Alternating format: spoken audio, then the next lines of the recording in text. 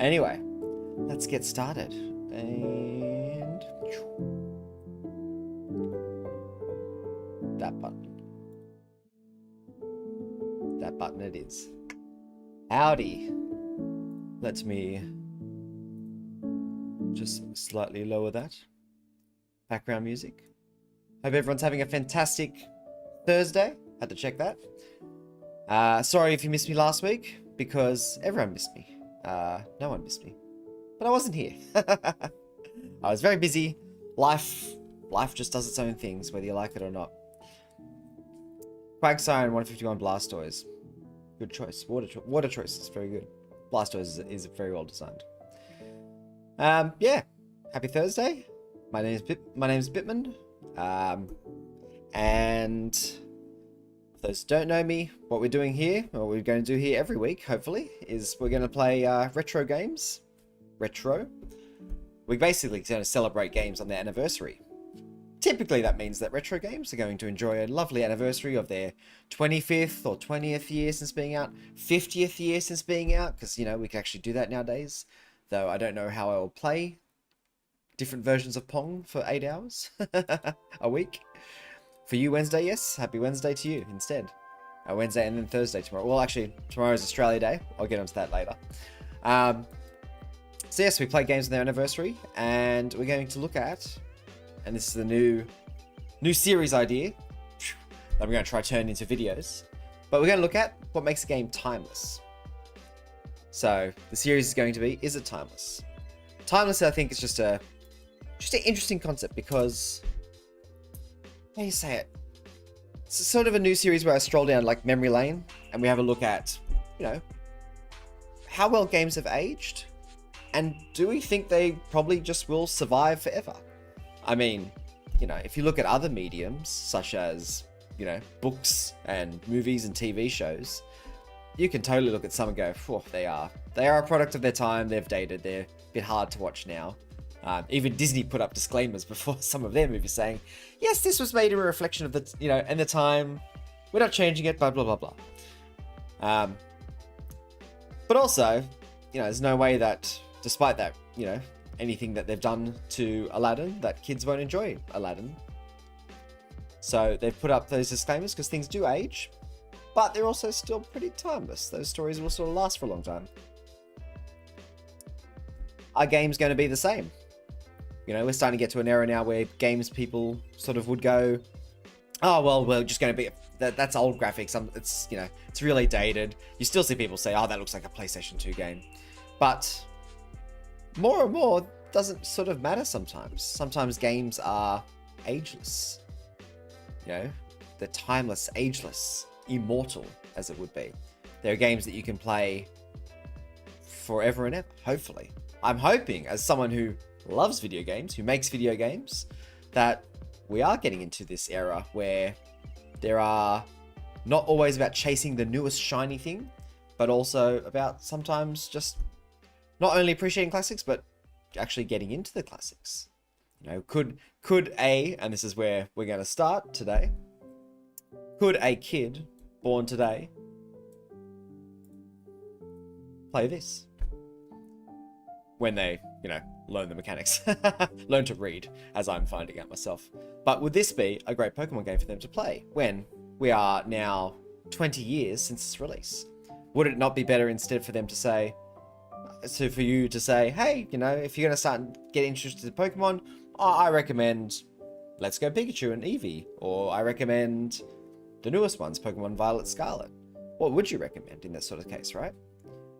As Taco has just asked, what's the best Pokemon game? And this is always, the answer is always, for every single person, it's basically the game that came out when they were most into Pokemon, which is to say, when they were something like 10 years old. So for me, it's Pokemon Blue, because it came out when I was 10 years old. And yeah, I've gotten into Pokemon more and more since. I could objectively, completely objectively, without any bias, say that Gen 4 is the best. But with the nostalgia, it's hard to go past Gen 1. I'm a Gen 1er. I'm so old. Because that was it, you know? walking through the schoolyard, trying to see if anyone had a Kadabra to trade for my Kadabra so it could evolve. And I held my link cable in one hand and my Game Boy in the other hand. And if the teacher saw it, they would confiscate it. No Game Boys at school. But you got to trade to someone. How else are you going to do it? So you had to walk around like that. But yes, so that would be my answer for that one. What's yours, Taco? What's your favorites? But yeah, we're just like, I don't know. I feel like we're living in one of the fastest moving mediums of media that are out there, and just things change so much. But I have to wonder, is it always something that you should be chasing? Should you always be chasing the newest shiny things and not maybe some old things that you could enjoy? And we'll look at these old games. Oh, I just want to see what you said, Taco. Hold on. Think about Pokemon Blues. Most types in Pokemon are so unbalanced. Oh, it's so unbalanced. It's a terrible game. It's a terrible game, Taco. It really is. But I can't see it as terrible because I've spent hundreds of hours playing it, resetting it, starting again, searching for Mew under a truck. I've done it all. I had a rumor once in year 7 that someone fed me, which was basically if I surfed up and down Route 24, I think it was, between Cinnabar and Pallet Town. If I surfed up and down there for an hour without any encounters, then I would unlock the ability to walk through a certain wall, which would then unlock the 9th gym and purchasable Master Balls. And it was all this sort of stuff, right? I did all that. And there's no game that sort of I probably have dived into as much as that. Got a Pokemon more recently. Some of the old ones are probably Pokemon Let's Go Pikachu. So this is what I'm very interested in. This is a really good example. Let's look at this example. So just to reiterate, we're looking at, is it timeless? Are games sort of forever? And Pokemon, I think, is a very interesting example because it's a franchise that keeps remaking its games and has since 2004. Actually, says right here, 2004. It's basically constantly remade its games, and it sort of is expected to do so now every few years. You know, people are now going to expect that Black and White are going to get an announcement for their remakes sometime soon. Maybe this year, maybe next year, who knows? Sometime soon. It's sort of expected because Diamond and Pearl had theirs only a couple of years ago. So this was the first of the remasters. And now, as you've noted, Let's Go Eevee and Pikachu are out. And even more so, beyond that remaster, Scarlet and Violet are out. I actually have just started for the first time playing Pokemon Violet because my sister had it, but I didn't because I had a second kid. And I looked at it on the shelf and went, I have not got time for Pokemon. But now she sleeps a little bit, so I do have time for Pokemon. And yes, it is very enjoyable to run around, to walk around. It's probably, I love it. It's exploring, and that's my jam. And you explore, you find the Pokemon, there's lots to catch, there's lots to find. I've already found a shiny, which is like, for me. Actually found 2 shinies, which is because I basically never catch shinies. And it's been a lot of fun. But if that's the case, is an older game like this even still worth playing? Is it aged? Is it actually sort of obsolete now? No one needs to actually play it, and only really with the nostalgia goggles would you enjoy it. So this is what we're going to look at in these streams. Of course, I'm going to balance that game design analysis, which I can't help do, with the other thing I can't help doing, which is just purely enjoying the game. Because I can't help myself. I found that I terribly get immersed in things. I found that in all the streams I've done so far. I try to sometimes take an analytical mindset, put a hat on that says game designer, but I put the hat on and then it falls off because I'm usually having too much fun to notice. You'll be back, your dog's bugging you. Oh, good. Enjoy. Walk your dog. Take care of your dependents. So yes, are the games standing the test of time? I've even got a rating system. I'll explain that near the end of the stream.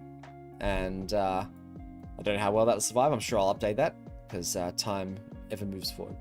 So this week, lets me put on the beautiful music that is.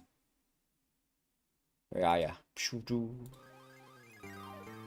Oh, there it is.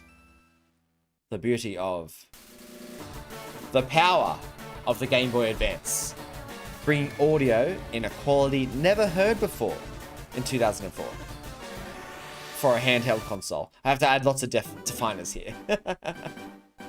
But we're looking at Pokemon FireRed, LeafGreen from 2004. It's actually got it lovely there, which is 20 years ago. It actually came out in Japan 20 years ago this week. I think the exact date is actually a couple of days away still. But I don't control the dates I play games. They're always Thursday and Friday. So tune in to follow. So you can watch live streams every Thursday and Friday. Or Wednesday and Thursday if you're on the other side of the globe. And this is an odd pick to start the series because I'm not looking at an original game to say is it timeless. I'm not looking at Gen 1, for example. I'm not looking at a game that, like that, which changed and set up a whole company forever, right? To say, here is the game that changed everything. I'm not saying here's the game that changed everything. I'm saying here's a game that came out this week. And that's what I'm going to look at on its anniversary to see, does time change it? Or is it still, going to survive? So it was the first of the remakes, and that was pretty rare to gaming back then. It's not something that always happened. It probably very rarely happened. Usually it happened to port things from something to something. You could argue this was the actual reason. It was less important for them to do a remake, and more important for them to say, hey, Pokemon sells so much. We make so much Pokemon money. Wouldn't it be great if we could just put it on the next console? And then they did. And they made so much Pokemon money again. In fact, I was reading up on this, on how much Pokemon money they made on this. And Nintendo had low expectations of the remaster. They made exactly 500,000 copies in Japan, thinking it's not going to sell too well, so we won't overdo it. And they overdid it. They overdid it hugely, I think. I think if I look at the reception and the sales, what does the sales say? Sold a combined total of 885,000 copies, which was less than Ruby and Sapphire during the time period. But it's a remaster. It's not a, completely new game. It actually says that nowadays, so that was the initial launch. It says, as of 2008, the game has sold 11.82 million copies worldwide. Which is ridiculous. Ridiculous amount of money. Ridiculous amount of everything. So, with that all said, I want to add one extra fact on this, which is that, and you might have seen this around too if you've ever looked up, the history of the development of Pokemon. But Pokemon Green and Red, or if you're in Australia, Blue and Red. I'm not sure where else Blue was out, but they didn't use Green and Red for some reason. I've looked that up. And there was Blue instead of Green here. And that was, by all accounts, from everyone that ever worked on Pokemon, that was an absolute mess of trying to fit everything into a tiny cartridge that was the Game Boy. To the point where there's still weird hacks and problems with the original Gen 1 stuff, and rather than fix a lot of those, the designer spent the last bit of memory before he released the game creating Mew. He removed some old code and put Mew in, and that was the last bit of memory he could find to do something with. And that's what he started to do. He put more content in. What a chap. What a great person. And then Mew was not anywhere in the game. But then they brought it to Game Boy Advance in 2004. And with that came a lot of changes.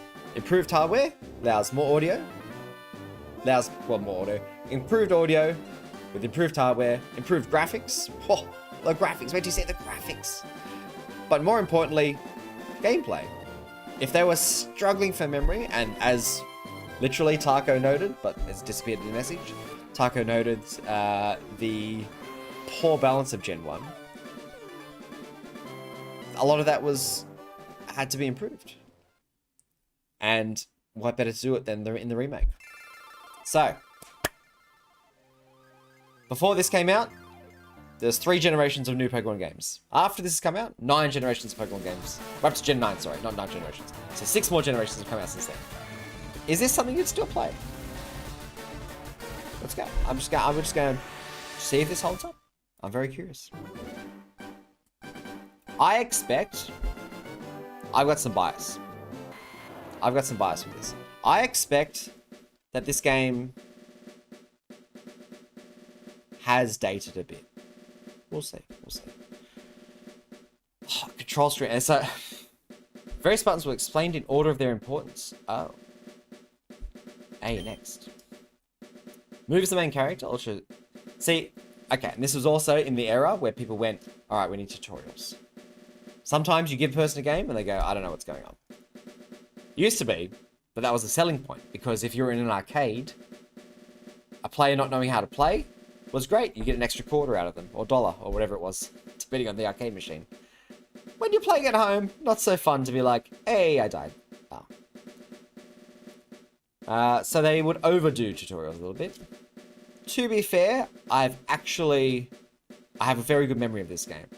And I have a very good memory of showing this game and other games of earlier generations of Pokemon to other people. And you'd be surprised, given that it is a game for kids, you would be surprised how sort of difficult it is. And this is not to say, by the way, hey Chloe, this is not to say that Pokemon is very tough. I just mean you have an expectation in your head of how young a player of Pokemon is. And for them, there's a lot of comprehension that has to go on. So anyway, let's jump in. Where are we? So I'm still getting used to some of my new setup with the restream on Twitch or YouTube. Hope people on Twitch it looks alright. Hope people on YouTube looks alright. It's a combined chat here, so if you can't see anyone talking in your local chat, feel free to jump in to have a look just on stream. You can talk vice versa on stream. Start button, select button, L and R. If you need help playing the game or how to do things, press L or R button. I've never pushed those buttons before. I'm going to push them. Oh my gosh, there's so much text in Pokemon. That's something you don't know until you replay it with this mind as well. In the world which you are about to enter, you will embark on a grand adventure with you as the hero. Speak to people and check things wherever you go, be it towns, roads, or caves. Gather information and hints from every source. New paths will open to you by helping people in need, overcoming challenges and solving mysteries. At times you'll be challenged by others and attacked by wild creatures. Be brave and keep pushing on. Through your adventure, we hope that you will interact with all sorts of people and achieve personal growth. That is our biggest objective. Oh, that's heartfelt. I feel like that's something, like that's personal growth. Not my character, me. They want me, the player, to become a better person after this. By enslaving countless monsters and shoving them in a box. Press A and let the adventure begin. Oops, I'm... Chunky Pichu, he was very chunky. The older back you go in Pokemon, the chunkier and chunkier Pikachu gets. In Pokemon Blue, I'll look for it later. Pokemon Blue and, sorry, Red, Blue, Green, first gen. Pikachu had a belly that would rival mine. It was, you know, I can't even show, can't even reach it up there. It's out, it's out. My camera doesn't go low enough. Without seeing whether I'm wearing pants or not. Hello there, glad to meet you. Professor Oak, the most famous of the professors. Welcome to the world of Pokemon. My name is Oak. People affectionately refer to me as Pokemon Professor. This was perfect dialogue. They never needed to change it. And they chose Nidoran female for this. Wonder if they changed that between generations. Well, I'm trying to think what they showed in the first one. Anyway. Is inhabited far and wide by creatures called Pokemon. Some people Pokemon are pets, others use them for battling. As for myself, I study Pokemon's with the animations. But first, tell me a bit about yourself. Of course, we're just going to speed through this a little bit. Was this the first boy-girl? No, you could do it in... You could do it in Ruby and Sapphire. Right? Crystal, I think, was the first boy-girl one. I say as someone who's never played Crystal. Look at this. I have a lot of bias towards Pokemon. Because my name fits. Which back in the day, very rare. So what have we got? 1, 2, 3, 4, 5, 6, 7 characters. 7 characters. Usually you'd think 8 because that's a byte. As in 8, 8-bit. But sometimes 6. I don't know why 6. But Bitmar was a name in many of my things. 4, very common as well. In arcade machines, 3. Always Bit. But yes, perfect. Perfectly fit.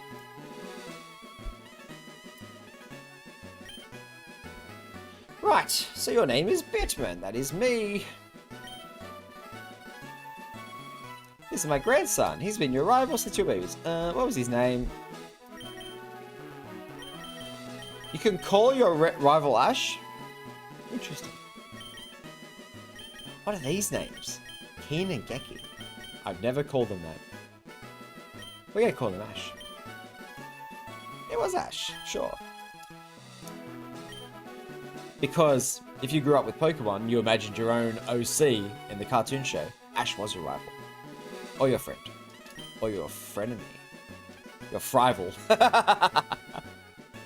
It was your friendly rival. Or your frival. Why is frival not a word? Everyone uses frenemy.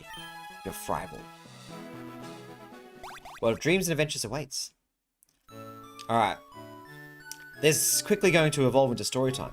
Because what I haven't added to this story of me talking for 15 minutes before I even hit the play button is I have actually played this recently. Sorry, I'm playing LeafGreen right here. I played FireRed recently, so pretty different experience. But I played it recently because I thought it would be a good idea to get my son into Pokemon. I thought there's some reading involved. Pokemon are very cute. They're interesting. He's actually asked me a few times because I've talked about Pokemon so often. And so I thought, let's play Pokemon. I struggled to think, where am I going to start? What should I start him with? And at the time, I think I had just bought Legends Arceus. Pokemon Legends Arceus. And I was running around, and he seemed very interested in that. But there's lots of buttons to hit on modern controllers. Lots of buttons. And he just sort of kept struggling with it. I was like, okay, I need to go back. We gotta go back. I had to go back to when things were simpler. And we came here. Hi, Mom. Well done. Mom, right. All boys leave home someday. It said so on TV. Oh yes, Professor Oak is looking for you. What did I miss? We just started. I've been waffling so much. But, I recently played this with my son. And we actually beat the whole game. That he was enjoying it so much. However, you can't quite remember as you get older what it was like being a kid. Because for kids, everything is just amazing, mind-blowing. Us adults, we're so after fresh experiences. We've seen it before. You know, you watch a movie and you go, I know how... You see the bad guy appear. He's not a bad guy yet. But you're watching it going... that he's going to betray them in 30 to 40 minutes. You know, it's about to happen. Same with games. You sort of just go, yep, alright, yep, great, yeah, tutorial, yep, hit start, you know, yeah, there's some stuff there, and yeah, let me just quickly run through the tutorial. You almost don't even read tutorials nowadays. You've played so many games. My son got here, he went outside, he's like, Dad, can I control? I'm like, oh, yeah, please. He sits on my lap, and he goes...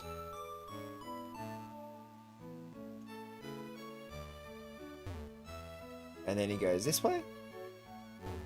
And then he goes this way. And then he goes, Dad, there's forest in the way. Why can't I go through the forest? And then he would basically... No joke. He checked so many trees. And he walked around.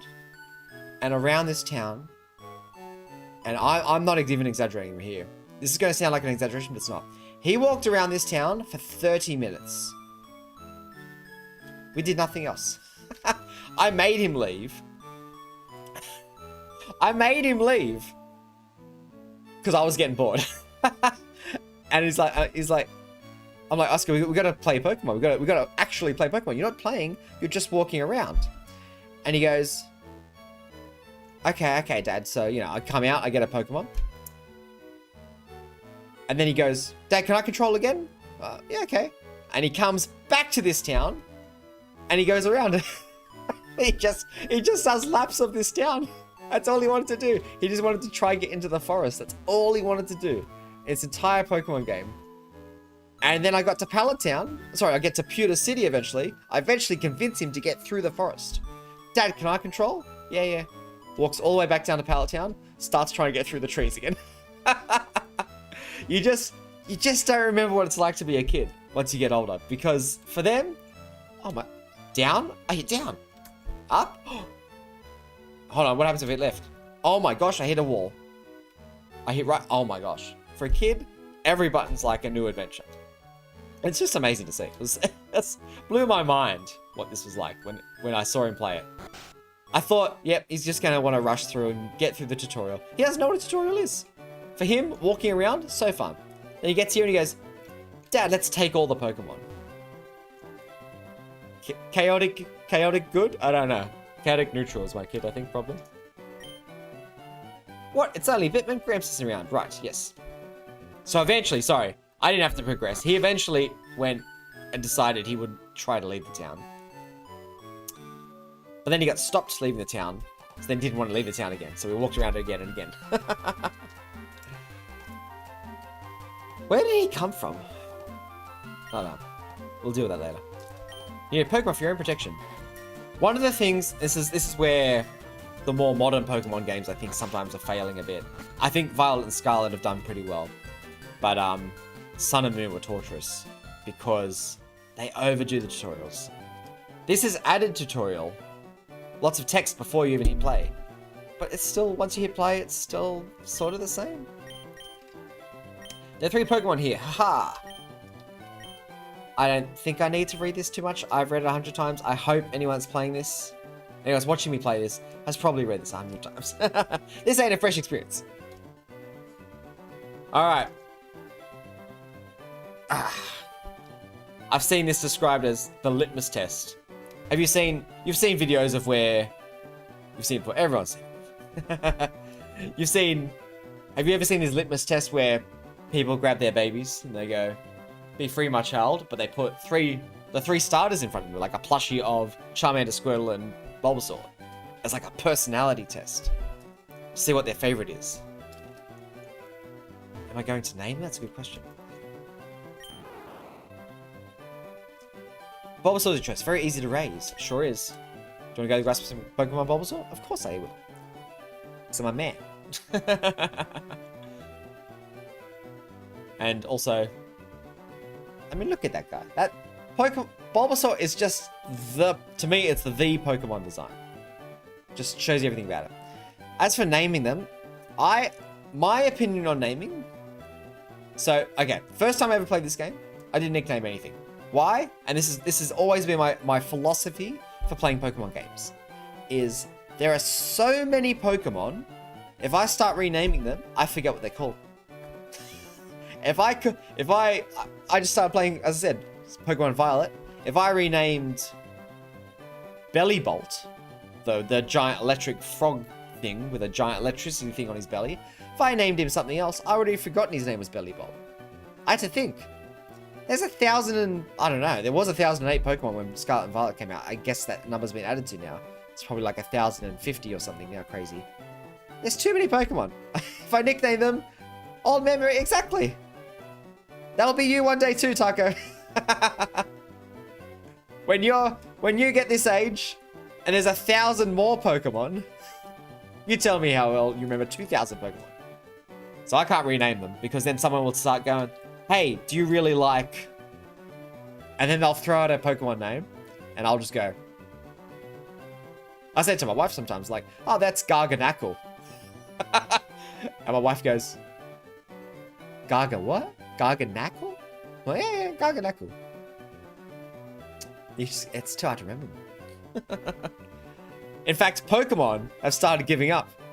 Do you remember names? I see another one just go, hey, there's another Nathan. Yeah, but when you want to talk to someone about Nathan, they're a bit lost, aren't they? Where was I? I was lost. I've already lost where I was at before that. Grass Pokemon Bulbasaur. Heck yeah. He's energetic. I do, and one of the reasons you do want to remember the names is because if you play on easy mode, which is the mode that is most defaulted to Pokemon, where it tells you what it's about to send out, it will go, Trainer is about to send out a Dragonite. Would you like to change Pokemon? And if you don't know what Dragonite is, if you only know him as Nathan, then Nathan's going to come kick your ass. You can describe them to them. Not in the game.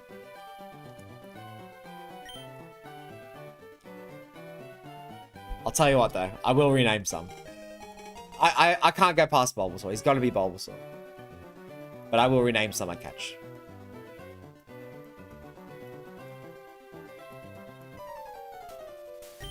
Come on, Ash.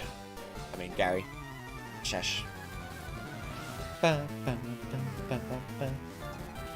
Rival Ash would like to battle. Oh. So thinking about how this is dated, the music of the Game Boy Advance was much improved off the Game Boy. Anyone who's ever had a Game Boy knows that it always bordered on amazing music, like as in, I can't believe they did this with the technology, made those sounds. And on the other side of things, absolute ear-blasting, ear-bleeding noise. There are some games in Game Boy and NES back in the day that they would make sounds and you would just go, ow, oh, ow. Name my Quagsire Swagsire. Very good. I was the end to that story too. So I have gone through a phase where I did nickname everyone. That phase was when I was 12. And of course, you name one of them Butts. You name one of them Shit. And it's hilarious. It's the funniest thing you've ever seen. When it says something like, instead of... Oh gosh, there's so much text in this. I will get on that later. Try battling, see for yourself, thank God. What will Bulbasaur do? It says, what will Shit do? And you're like... However, I really do appreciate when you come up with good puns. Swag size pretty good. Put sunglasses on that. Is this back when Tackle had a miss percentage chance? Inflicting damage on the foe is the key to do any battle. There is so much text in Pokemon. I think it's easy to forget how much reading is required. Rival P, everyone does. Pretty sure I called him,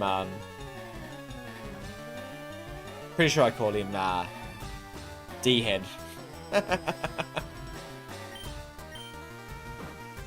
I don't know how much I'm allowed to swear while streaming. This ain't a PG stream. Oh my gosh, am I gonna lose this? I've lost. I'm lost, I'm not good at Pokemon. Wow, scratch every time. Okay, this is a really good learning experience. I wondered, I'd face with anything to your mum, good times, exactly. I was gonna say before, I wonder if there was a lot of the remake, that was made easier for players. Like an inability to lose. There you go. Your name is Frank. It's your OC. Come up with your own names. Bulbasaur fainted. I've already lost my first battle. Yeah, am I great or what? Apparently. How disappointing. Oh, since you had no warning, I'll pay you. Hold on. Do I still get money? Do I still get money out of that? I need to check my money again. No. Down? I can't remember. Pity cash, pretty much. Raise your young Pokemon making a battle. Okay, cool. So there is a lot of talking in Pokemon. There's a lot of dialogue. This is one of those things that still irks me to this day, that there's so much text and no voice acting. Just, it's too much. But this is where the problems come in young players. When you go from hey, I like Pikachu, he looks funny in the cartoon, to I want to play Pokemon, you need a certain level of reading. And that level usually is more than what this has got. Like, it's not what it was. That level of reading is usually exactly on the target audience level, if you know what I mean. So the target audience is like 10-year-olds. That's always where I think the benchmark for Pokemon players is. But trying to play that younger than that, it's basically a parental guidance game. Like Hogwarts Legacy and Amazing Details of Harry Balls. I mean, I can never get past, think of Hogwarts, Pokemon, Harry Potter. There was always, very early on after Harry Potter got popular, someone made a parody series that I read called Barry Trotter. When I read that when I was young, I thought it was the funniest thing ever. It's probably aged terribly. But Barry Trotter was the funniest thing for me when I was a teenager, and Harry Potter was everywhere. Bulbasaur's tough to use, but we're gonna do it. Oh, Bulbasaur's attack miss. So tackle. Oh, the balance. Let's talk about the balance target. They didn't fix the balance. They mildly fixed the balance because they added Dark type and Steel type, but it doesn't matter in the remaster because there's no Dark type and there's only one Steel type, which is Magnemite. So Psychic Pokemon still OP. Grass Pokemon still pretty average. 95% chance to miss. 95% chance to hit. Might as well be a 95% chance to miss. Let me just check. It's still that way, right? It wasn't 90, it was 95. 95. Who at Pokemon are still to this day... I want to find this person. So, of the starters, you get Squirtle, Bulbasaur, Charmander. A lot of people think Charmander's the best. That has to be based a lot on bias, because Charmander gets a move called Scratch. Doesn't miss. 100% damage. 100% accuracy. Bulbasaur and Squirtle get Tackle. 95% accuracy. Also, I believe Scratch does 40 damage, so Charmander's just better. By default. They balance that by then saying, oh yes, but the first gym is Rock. But then they still make it. Then they went, oh, that's too tough for players. And they gave Charmander Metal Claw at level 14 or something. And suddenly it doesn't matter that the first gym is Rock, does it?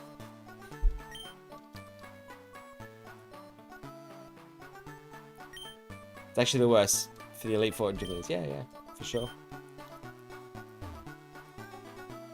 Charmander is the worst? Nah, because...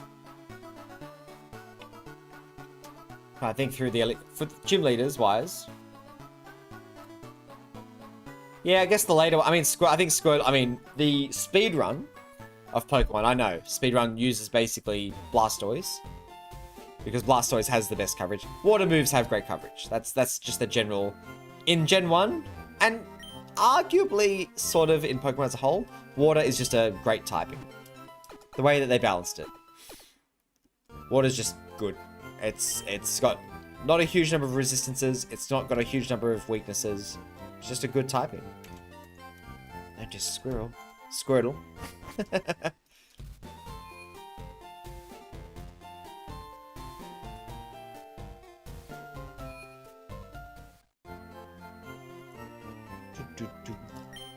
Alright. So we get through the tutorial. So this is okay. Oak's Parcel. So there's a lot in this Pokemon game. Because there's no quest log. There's no sort of way to know. So what happens is sometimes if you skip over the dialogue, or you read it too fast, or you just don't remember what's being said, you actually forget what the next step is. But it's sort of just you're meant to explore. So, and it's not a huge game, so I don't have a whole lot of problems with that. Don't diss Squirtle. I'll never diss Squirtle. Squirtle. So I said Bulbasaur's my favorite. Bulbasaur's my favorite in as far as like design goes. My favorite, if I was looking purely at the cartoon, is always Squirtle, because he wears cool sunglasses. Come on.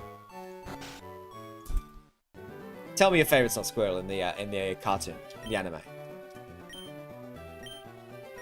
He's got cool sunglasses. He's from the Squirtle Squad. He leads the Squirtle Squad, a squad of Squirtles that were abandoned by their trainers. Leads a rebellious squad who then become firefighters. And then he's just like one of Ash's best Pokemon. Despite never evolving. Which is never addressed, it just doesn't evolve. Bulbasaur gets an episode about how he doesn't want to evolve. Charmander gets a episode about how he does want to evolve, and does evolve. And Pikachu has an episode about how he doesn't want to evolve. But Squirtle just goes, I'm cool. I don't need to change who I am. Sunglasses Squirtle is the best, exactly. Every time, my son's been watching the anime recently. Every time Squirtle pulls his hand into his eye, he goes, hand goes in the shell, sunglasses come out. It's the coolest shit. Never gets old. Every time you see the hand go into the shell, you're like, yes, Squirtle moment. I love sunglasses Squirtle. Squirtle's so good down today.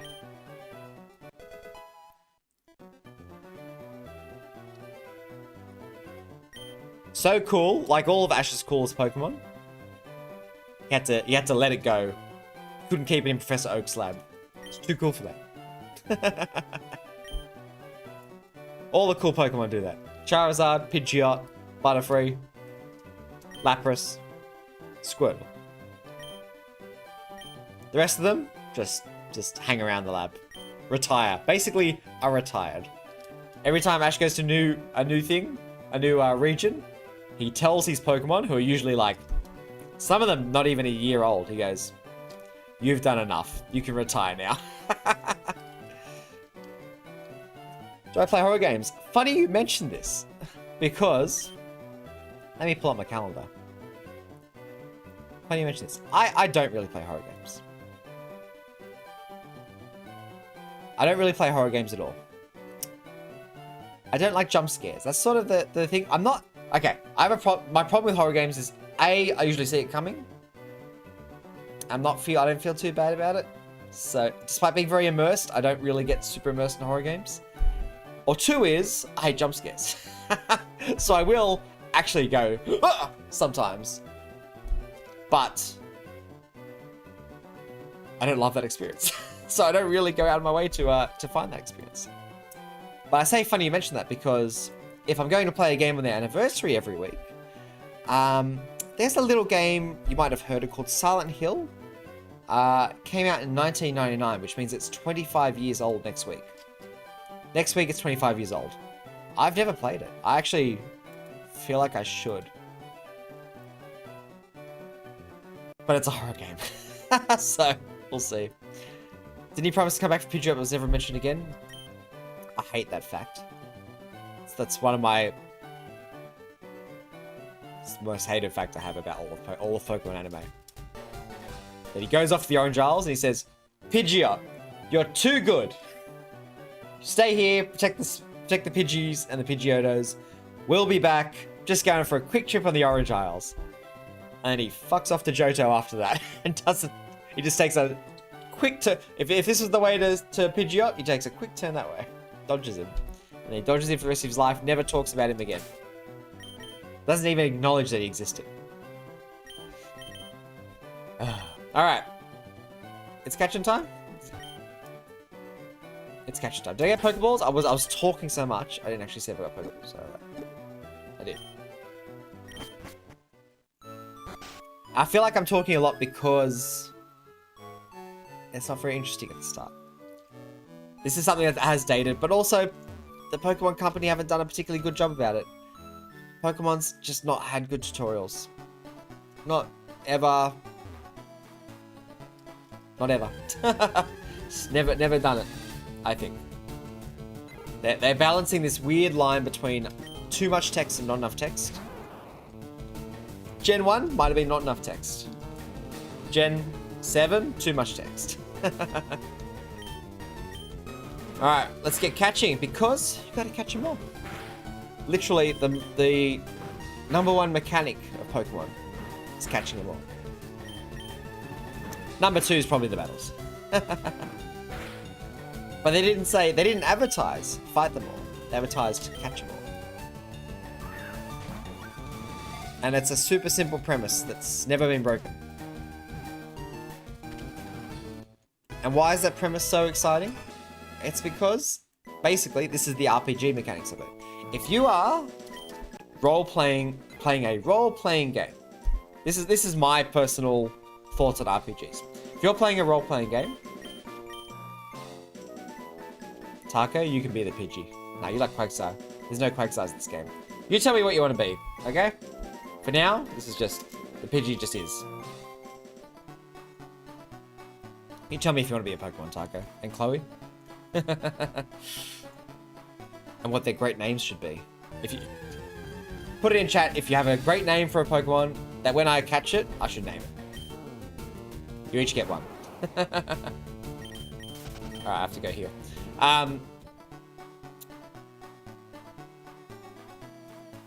Where was I a second ago? I've already lost my train of thought. I got distracted thinking about catching a Pidgey. Yeah, sorry. My role-playing game thing is that if you're playing a role-playing game, RPG, then you need to be able to be the person making choices.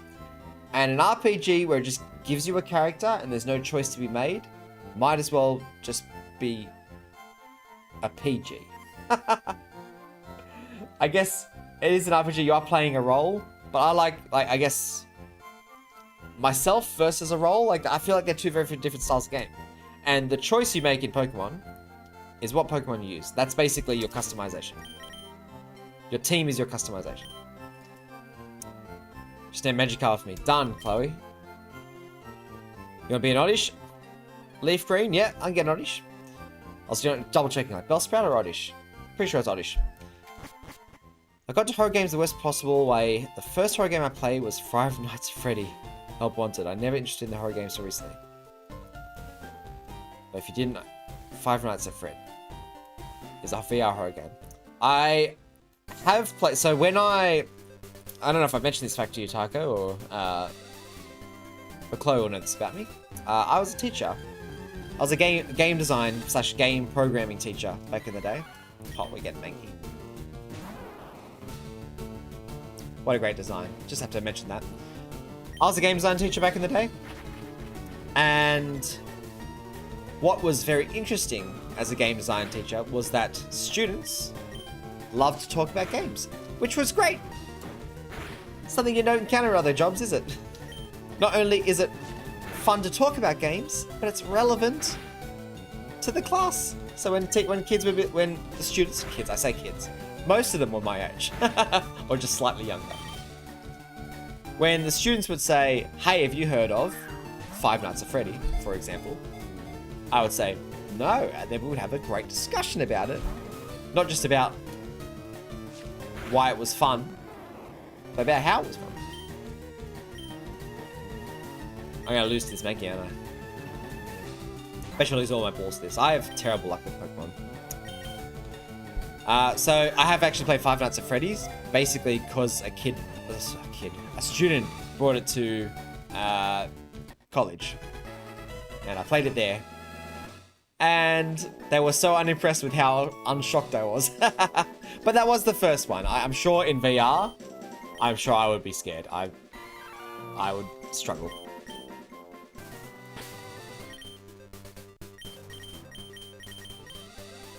Alright. We're using the Mankey. Specifically Taco Jr. because they had an Oddish that loved named Bob Jr. I like Bob Jr. too. Well, I'd love to know where Bob Jr. came from because my go-to name, everyone's got this. Everyone's got a go-to name that when they're talking about a hypothetical person, they have a name that is their hypothetical person. So mine is always Bob. So when I'd be like, so, you know, let's say you're going to talk to Uncle Bob. Or let's say you go down the street and you run into some guy, Bob. You go to the shop, the cashier, Bob. You know, like, there's always Bob. For me. Bob's my imaginary character. My imaginary friend. So Bob Jr. is a pretty fantastic name. But Taco Jr., done. Absolutely done. You got it, Taco. Thanks for coming again. I appreciate it. Sorry I wasn't here last week. I was really looking forward to playing Super Smash Brothers. But now it's not its anniversary. It's now a week past. So unfortunately, no Super Smash Bros. Maybe it'll have another anniversary. 30th year anniversary. If I'm still streaming in 5 years, please tune in then.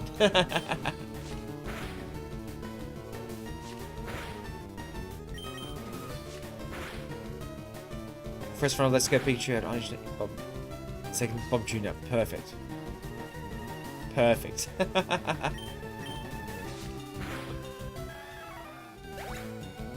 I like that. There's a Nuzlocke mode. Mode? Oh, how do you say it? Do you know about Nuzlocks? I might have to explain Nuzlocks first. So Nuzlocks. Oh, also just for gameplay wise, I'm just gonna grind a tiny bit because that's what the game wants you to do. And I'm so glad that they're improving that with recent Pokemon games. But anyway, Smash Melee's anniversary. I'm just gonna do that. Oh yeah. Yes. So Nuzlocks, if anyone is watching that doesn't know, is where basically you run on 2 rules, usually 3 rules, but we'll say 2 rules, which is if a Pokemon faints, it dies, and you can only catch 1 Pokemon every round. That's the usual general gist. But there's lots of different types of Nuzlocks that you can play. Sometimes very simple changes on it, like you can only catch any Fire-type Pokemon. So a Fire-type only Nuzlocke, for example. Maybe there's other rules that people do, but one that I saw that I always thought was very interesting was called Genlock, where I believe, and someone could correct me if I am wrong, but in a Genlock, you beat the game with whatever. You beat Generation 1 with whatever you got. Let's say in your final team was a Charizard. Because you start with Charizard. Charizard made it, didn't die, hooray! Genlock means that then in the next game, you have to start with a Charizard again. Or a Charmander, basically. I think that's some rules along those lines. Basically, you have to see how far a line of Pokemon can get through all of the generations. And so sometimes you see someone going, hey, I just beat Generation 5 on my Genlock. And you'll see their team, and it will have, probably if your Oddish was the one that was going through, Bob Jr. Jr. Jr. Jr. Jr. Jr. If you can fit that nickname in. Probably Bob 5 was just what they would call him. I also thought it was a very super interesting way of doing a Nuzlocke. Just to see how far through you could push one single Pokemon.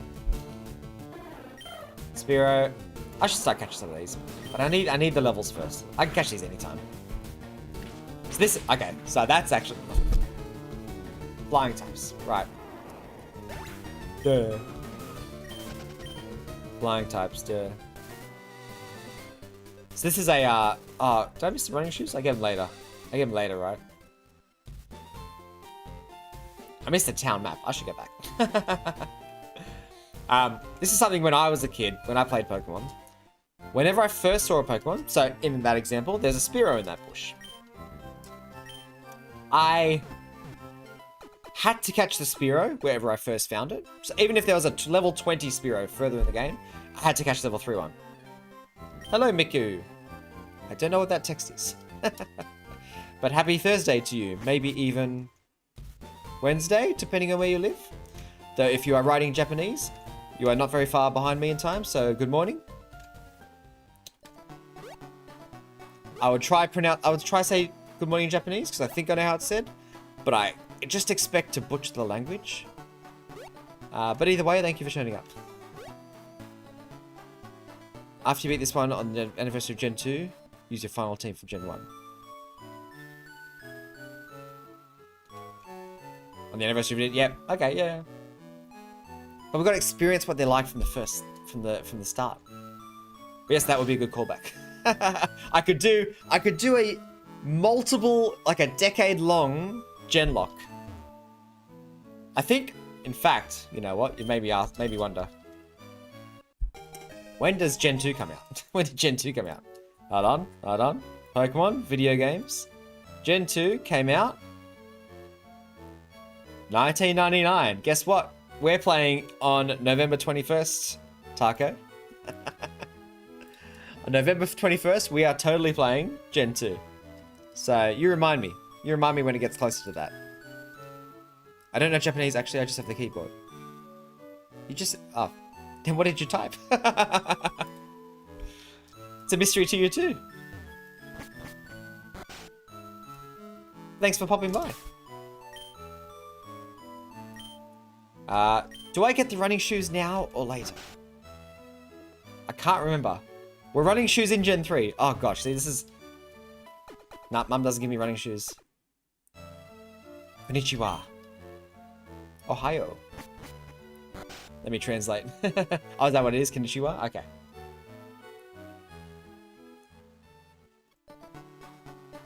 Happy Wednesday, if you are indeed, as I said, well, Wednesday if you're around the globe, Thursday if you're nearby.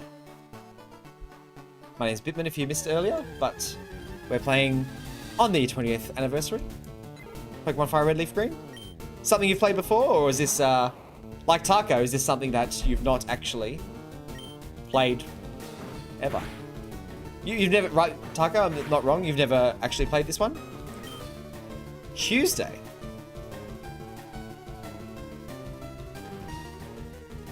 I don't think anywhere in the world's Tuesday. Is it? It's Thursday, right? Am I going crazy? What day are we on? Nowhere in the world is Tuesday. I'm so confused.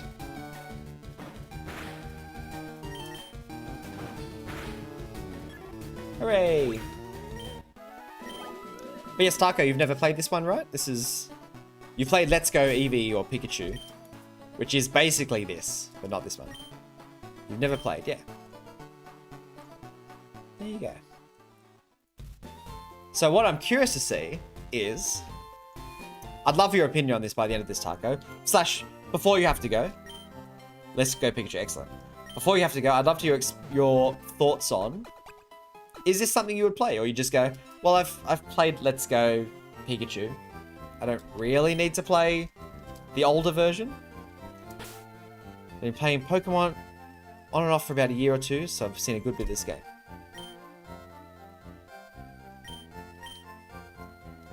Very good, very good. You've seen a good bit of this game, but actually haven't played it. Interesting. So it's the passage of time, very hard to remember and understand. But it's just I don't know, pretty amazing to see how there's always new Pokemon fans coming out again and again, and that they haven't experienced every single generation like I have. The highs and the lows. And yeah, try and figure out where in all this lies.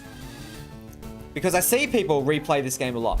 A lot of people do Nuzlocke on FireRed LeafGreen. It's a pretty popular one to do. It looks good visually still. I think the sprite work holds up because sprite work is still popular, despite people always thinking that graphics would ever move forward and people would be uninterested.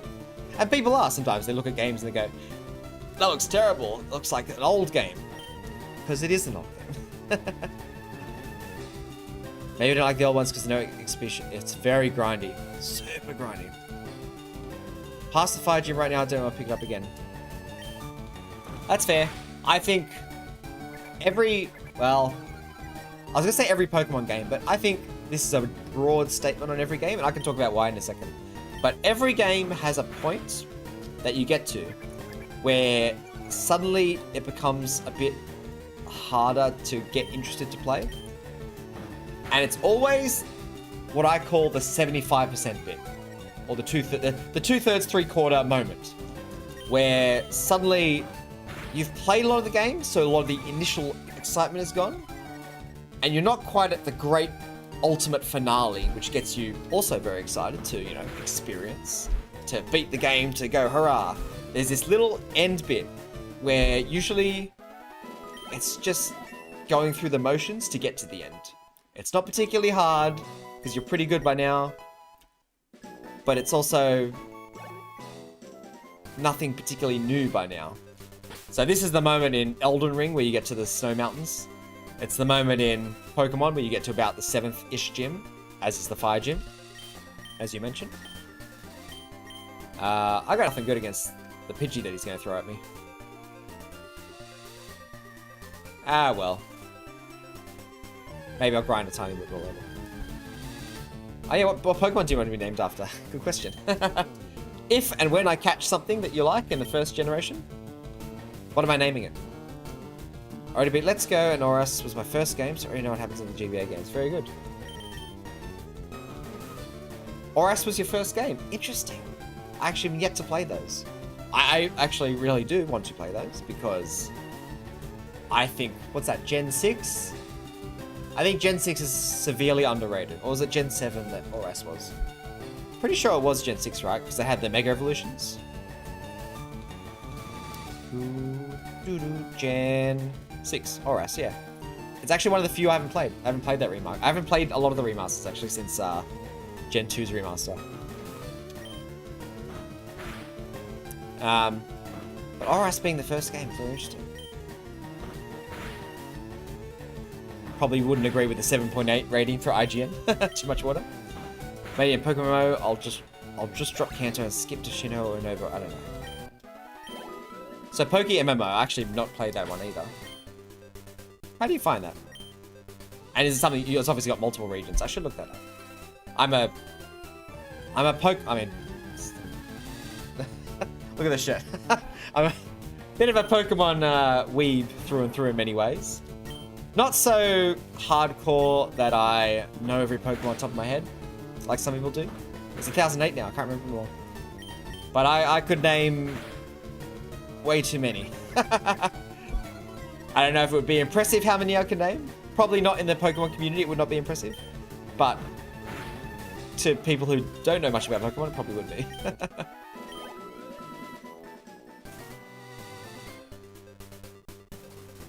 Pokemon do you hate the most for anything with Minimize?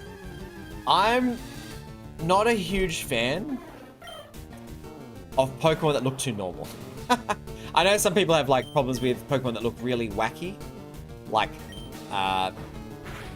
what are the ice cream ones called again? I've totally forgot. Oh, the Peck. I forgot this Peck. There's lots of annoying Pokemon, but Pokemon I hate is, I mean, hate's a strong word. I'm a bit of a lover, not a hater.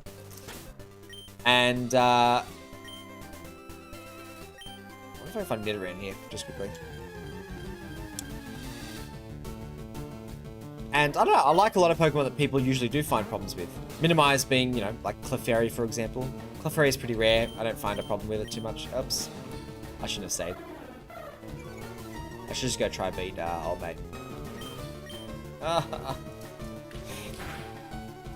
Let me run! Let me out! Wait, that's the let me in meme. Let me in! Is there a let me out meme? But for my hatred of Pokemon, it's sort of when it gets just too, like, normal. Like, in the new game, there's a Pokemon called Flamigo. Looks like a flamingo. Sorry if you like Flamigo, but it's too normal. For me, I'm just purely aesthetic about those sort of things. I'm less mechanical about Pokemon I hate. You know, there's a lot of Zubats. They confuse you. I think Zubats are cool design. Basic animal Pokemon, exactly. Especially when they just don't do anything amazing, right? Like Wooloo, very cute, but it's a sheep. I've seen people going on the new Pal World game. People are saying, "Oh, look at this Pokemon, this Pal World." I don't know what they call them in Pal World. Pals, maybe. Look at this Pal. It's a rip-off of Wooloo.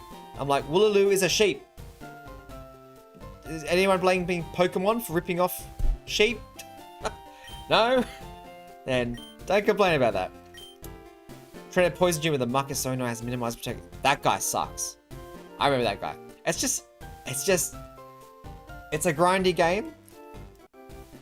Accuracy stuff. I hate accuracy stuff. They could do away with accuracy. In Pokemon, they could get rid of accuracy and the game would still basically work. They just need to put in other deficits to certain moves, like Blizzard and all that sort of stuff. But accuracy is just, it's not fun.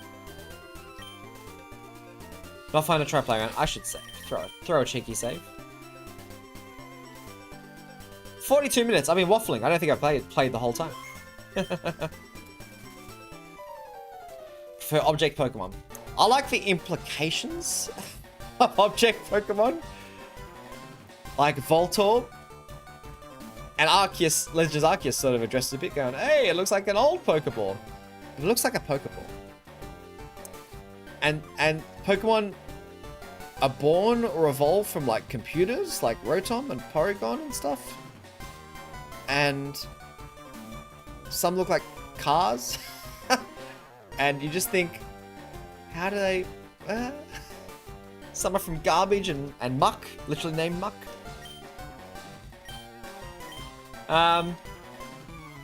The implication of object Pokemon is pretty funny. To me, they're pretty neutral. They're hit or miss. Some I just think are not particularly interesting. The ice cream cone one, I've always forget its name. Vanillite. Vanillux? Something like that. Level 9? I don't remember it being level 9. Rock's easier than this. Run. Oh, shit. I don't remember this guy being level 9. I thought it was so much lower level. I thought the Pidgey was 7 and the Squirtle was 9. Shit. Uh-oh, indeed. I'm going to have to... Oh, okay. Let's pull out the Gamer Chops. That wasn't even a crit. That was just a normal move. Okay. He hasn't got a gust, does he? Okay. Time to game. Better than Seal named Seal. True. True. I have no counter to that. The unfortunate thing is, I don't mind the design of Seal and Dugong. They're a bit boring, but I don't mind it. But the name's bad. Surely the Japanese name is better. You know what? Let's look it up. Seal Pokemon. I have to actually define Pokemon because it might not give me Seal. Seal. Where's the names? Powwow. And Powwow, I imagine in Japanese, not actually translate to seal, does it?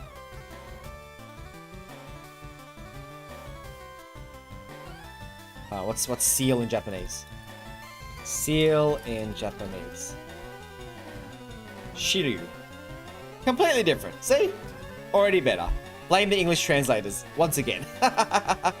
They're so hit and miss, the English translators. Sometimes, absolute huge wins. Charmander. Salamander. And charred, like, you know, to char something. Great. Fantastic combo. Bulbasaur. Dinosaur with a bulb on its back. Beautiful. What are we going to call this one, boss? Seal. It's already called Seal. No. With an 2 E's.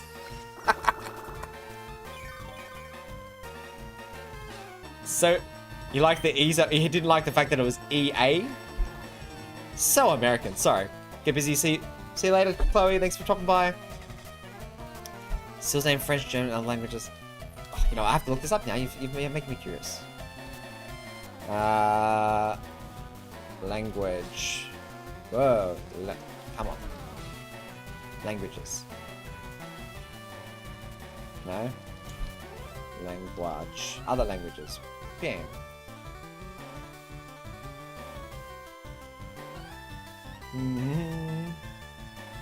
In Spanish, it's also seal. Probably sounds more interesting in Spanish. French, it's Otaria. German, it's Juro. Italian, it's seal too. Korean is Juju. So Japanese powwow is from the onomatopoeia of the seal's bark. See? Good name. Good name. From seal. Unbelievable. You know what the English should have done? I'm looking through these languages. Hindi, or Indian, they called it sea seal. It's not amazing, but it's better. They could have called it sea seal. And that would have been an improvement. Absolutely an improvement. And then there were 3. Hey, 3's good. Taco, last week, not last week, Banner Saga, just you and me talking. There's always 2. And I appreciate it. And then you left, and then I was talking to myself. And that was fine. I don't mind talking to myself. Charmander, he wouldn't have Ember yet, would he? He will have Ember. I gotta leech seed him. Gotta gamer it up. Wish all the Pokemon got unique names in Spanish and Italian, but at this point, it would be weird to rename 1,000 Pokemon. They rename a huge number of them. I think the only languages where they really are super similar, I saw a video on this the other day, is a lot of South American countries give the same as the American countries. Scratch, how much damage does it do? 9, I can live with that. I upload a photo, go watch that and come back. Do what you want with time, Taco. Thank you for popping by, as always. Enjoy the video. I'll see you soon. Let's try win. Oh my gosh. I have a potion. Oh, man. I'm a huge gamer. I knew this stuff. I think there is a story about this, actually. I think one of the countries, I want to say it was France. When they were translating to French, I think they actually said basically what you said, Miku, which is, why don't we just use the English names? And they couldn't. I can't remember which Pokemon it was. Basically, there was a Pokemon where if they didn't translate it, it sounded like shit. Like whatever the French word for like toilet or shit or poop is, basically was what the untranslated Pokemon was. So they had, like, basically there was, I think the French Nintendo or whoever the French translator's word for it basically said, no, we have to rename the Pokemon. They did it in America because, you know, Americans like to simplify language as it is. I say as an Australian who totally speaks the proper English. But, yeah, the rest of the world sort of usually either went with the grain or they tried their own things because usually the translations were bad. There are some countries where obviously, as Seal shows, you know, was it Italian and Spanish went with it, but I imagine in some other languages that just did not fly. List of Spanish Pokemon names. Let me just have a quick look-see. Why does it start 9? What? Spanish names are mostly the same as English names until Generation 7. Okay. There we go. I learned something today. Alright, Bulbasaur has gotten all the levels. As soon as Vine Whip kicks in, we're going straight through Brock. Not to Brock, through him. Man, I can't believe I won that. I was waiting for an Ember or a Gust to do me in. But it didn't happen. Am I gonna get a Nidoran before I leave? Last chance? Never mind. I suppose I'll catch one of these. Would only be right.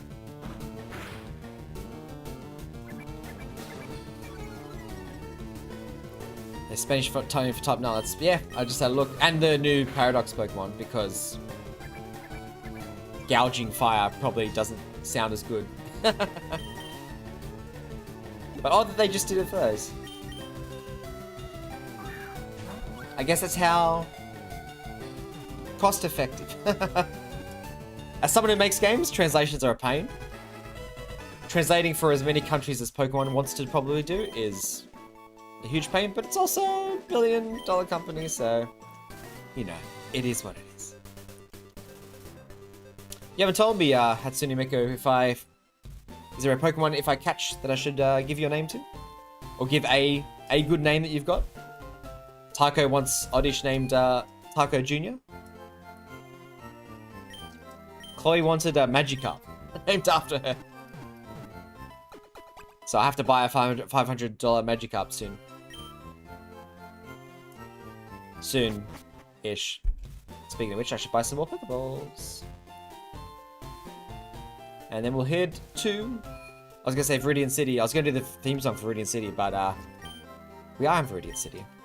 Viridian Forest. I'm on the road to become the greatest trainer. I won't quit till I'm number one.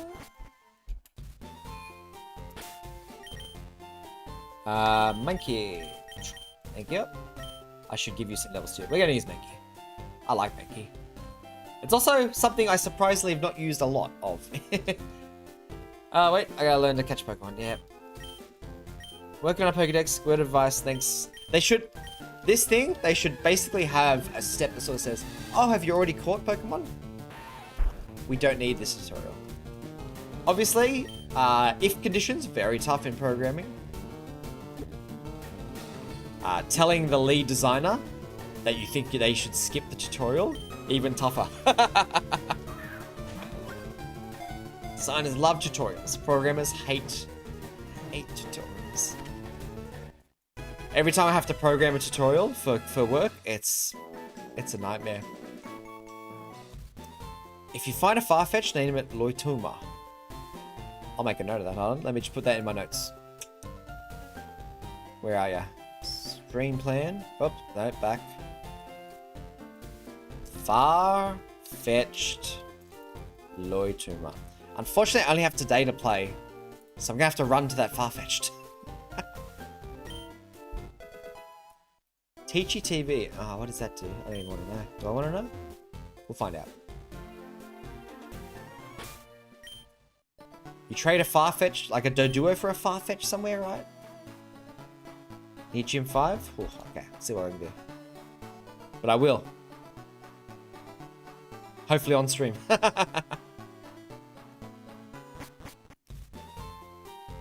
Leak, is that leak in another language?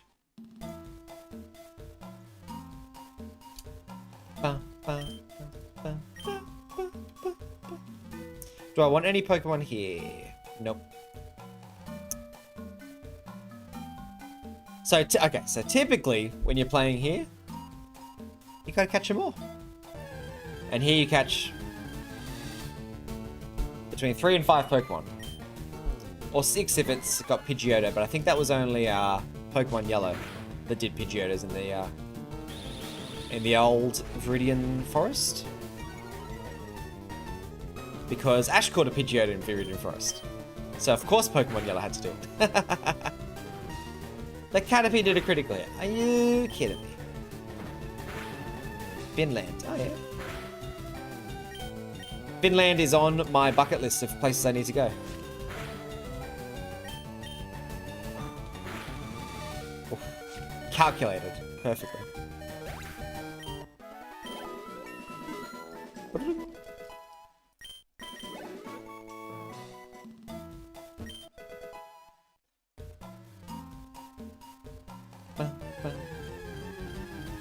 Scandinavia as a whole, maybe, on the bucket list of places to go.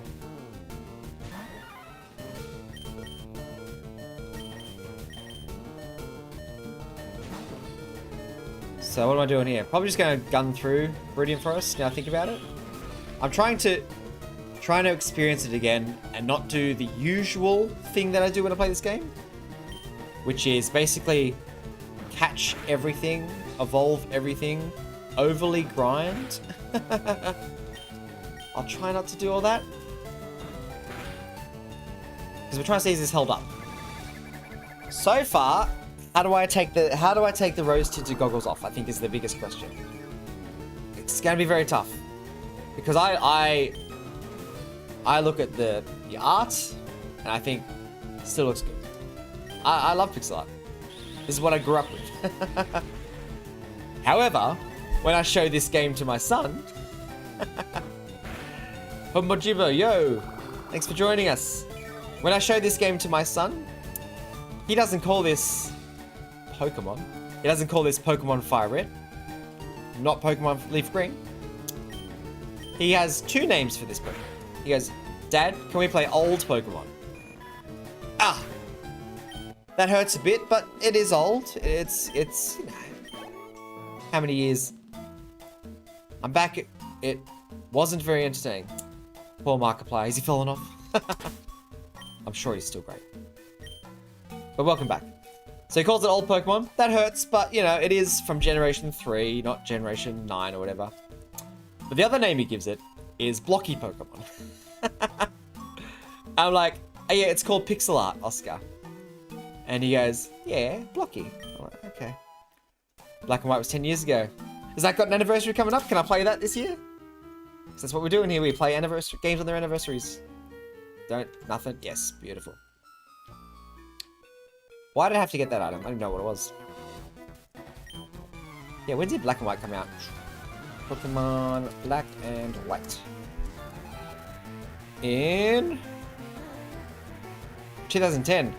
It's not, what'd you say, 10 years? Oh, Miku, add another 4. It's come up in 15 years now. Getting older.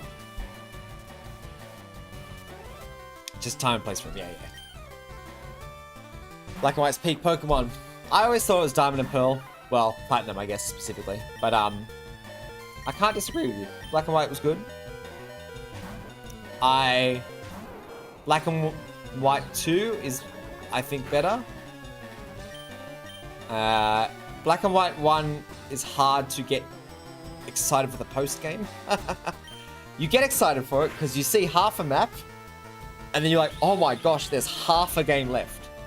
And then you beat the Elite Four, and then the half a game left is not very interesting. But until then, you're very excited to see the rest of the game in Black and White. X and Y came out, yeah, that's more. You're getting now in a decade, keep going. If X and Y came out, then that means Oras was, what did I say? That means Oras was about 10 years, right? Your first game, 10 years ago. Think how I feel. I am about to turn 37 in about, oh god, my birthday's in like 3 weeks. I'm about to turn 37. When I was 10, the original game of this came out. All in Black and White. And though my son calls this Blocky Pokemon, he is yet to see Generation 1. In all of its glory. In all of its tiny, teeny screen glory.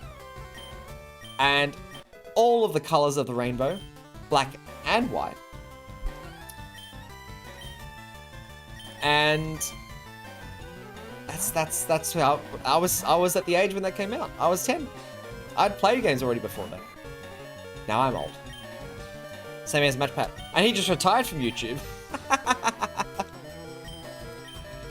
And here I am trying to start on YouTube.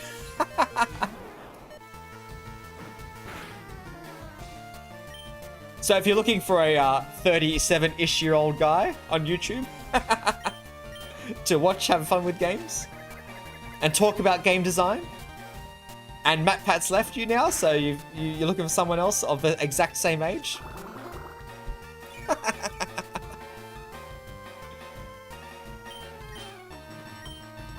Actually, you have to watch the MatPat video about why he's retiring. I think is he just taking a back seat? Like he's getting more in the management business side of things, or is he like fully quit the business? He's just, from what I remember, or is it someone else I'm thinking of? He's just stepping away from the camera, right? Like he's still involved.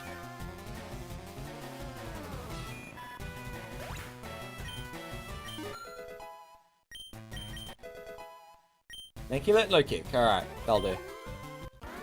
I got Vine Whip and low kick. We're ready for Gym 1, even though I'm horribly underleveled. Oh, Viridian Forest. Such a banger.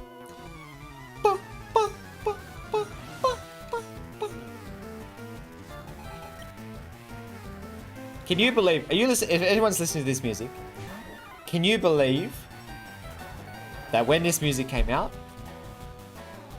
it sounded so realistic? Like they were actually using instruments this time, as opposed to in Generation 1, where they clearly were fidgeting with electronics. They're still fidgeting with electronics. It just sounded so much better at the time. Still involved once somebody's family had his work, I think. That's why I only stream 2 days a week. And for very short amounts of time. I would love to stream more. That's sort of, you know... Oh, evaded the attack. I was up to smell. I was trying to, actually... I'd love to stream more, if you know what I mean? Like, if I could stream 5 days a week, that'd be, whew, fantastic. I really love doing it. He doesn't have Vave forever, right? I'm just getting unlucky. Hey, Lapras with all your heart. Fiery Azul e Blocky Amarello Games. Nice to see you. That's a mouthful. I might just call you Fiery. There we go. Lapras with all your heart. Is that because it's such a pain to catch in every game? Or actually, it's not a pain to catch in this game. But it comes so late, usually if you've picked your team by then. They moved from chiptunes to video streams. Such an improvement. For the time it was. For audio designers, it was like, oh, we can do things now. Oh, thanks, Restream chat. Did I really need that message? Confuse Ray? Oh. Confuse Ray's your hatred for Lapras? Lots of Pokemon have Confuse Ray. I just hate Zubat, which is in much higher numbers. Or Golbat, which is also in much higher numbers. It's because they're poison type and it's a million psychic Pokemon. Lorelei uses Confuse Ray right after a snap out of confusion. Lorelei. She's a pain. She's a pain. Okay, I'll tell you why Lorelei was a pain originally. Because I'm going to put the old man brain back on. This type of music's still great. It totally is, but we'll get on that later. Lorelei was tough in the original Pokemon because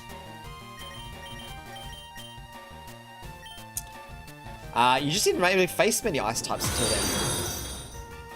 Oh, thank you for the follow, PY Noir. PY Noir. Why not? PY Noir. I'll just call you Noir. Thank you for the follow.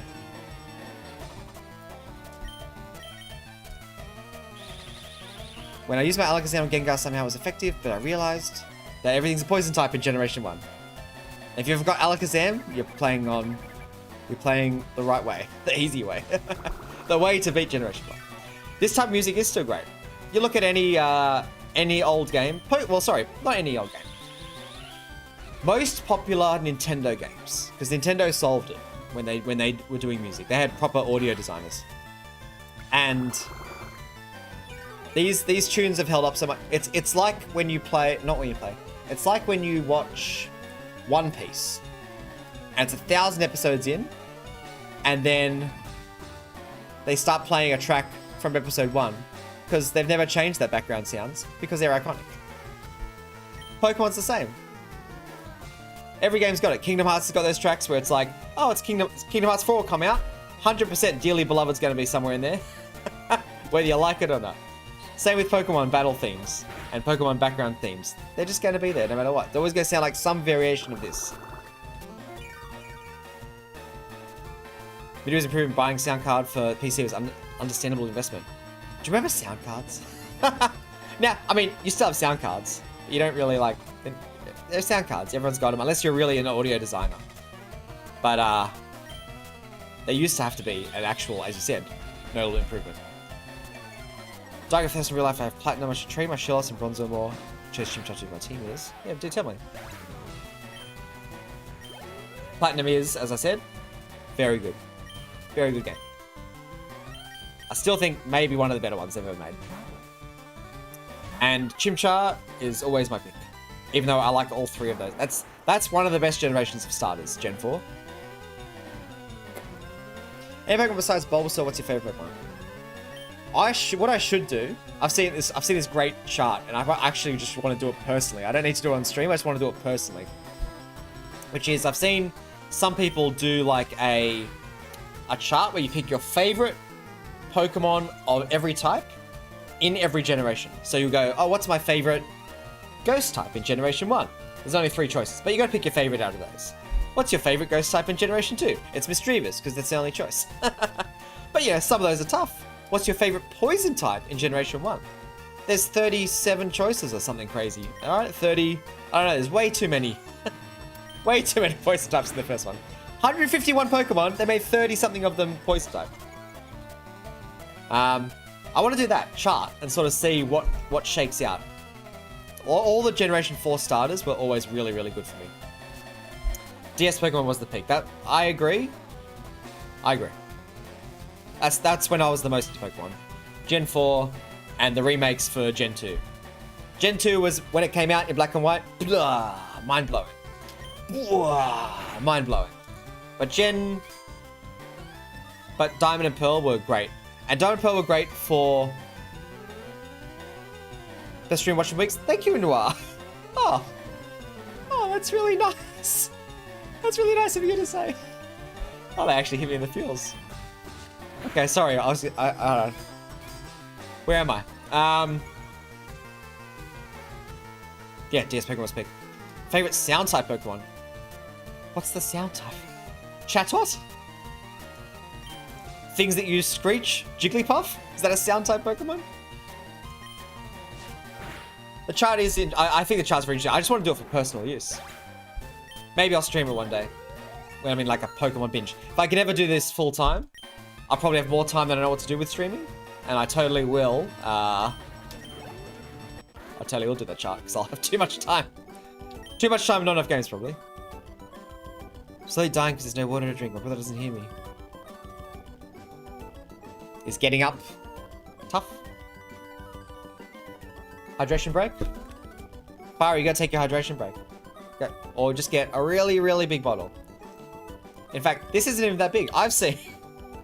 If you're a World of Warcraft player, this not be enough.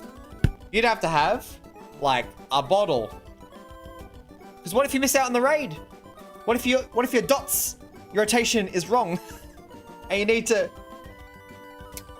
And then the poop break comes up, and then you're in trouble. When the poop break comes, and you're in the middle of the raid, there are... there are too many unfortunate stories about WoW players. I mean, South Park had the exact example of it.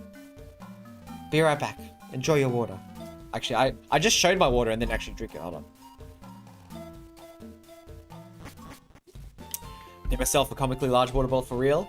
That's what I'm saying. I aspire...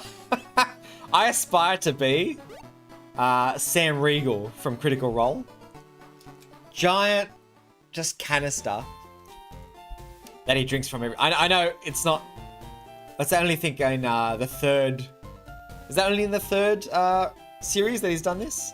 But he's at that giant oil can because he plays a metallic character. I direct you one. Can you pause the game for a minute for national water pee break? Everyone, take a quick pee break. You're not going to miss out on anything. I'm going to walk back to the Viridian Forest. I swear I will not fight anything. Everyone gets a 30-second wee break. That's 30 seconds is enough. If you're busting, you need 60. I know, I've timed it. I've timed my longest wee. It's actually more than 60 seconds, sorry. But the record's embarrassing, so I'll never let you know. But sometimes, when you're running home after... And my problem is beer. After you're running home, you've got the night bus, you've had too many beers, and beers run through you. At least they run through me. My body, fast metabolism. Really good for food, because even though I eat terribly, my gut's like... You can't quite see it. I need a step stool. It's out a bit. It's not overly in, but it's not overly out.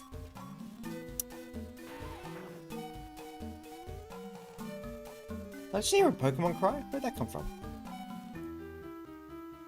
I feel like I'm going crazy. I'm hearing Pokemon. I'm going crazy. Okay, I'll just keep walking.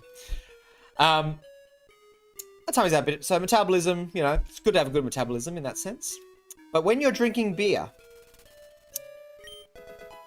good metabolism is almost like a downside, because you drink and the liquid goes straight through. So beer already not very hydrating.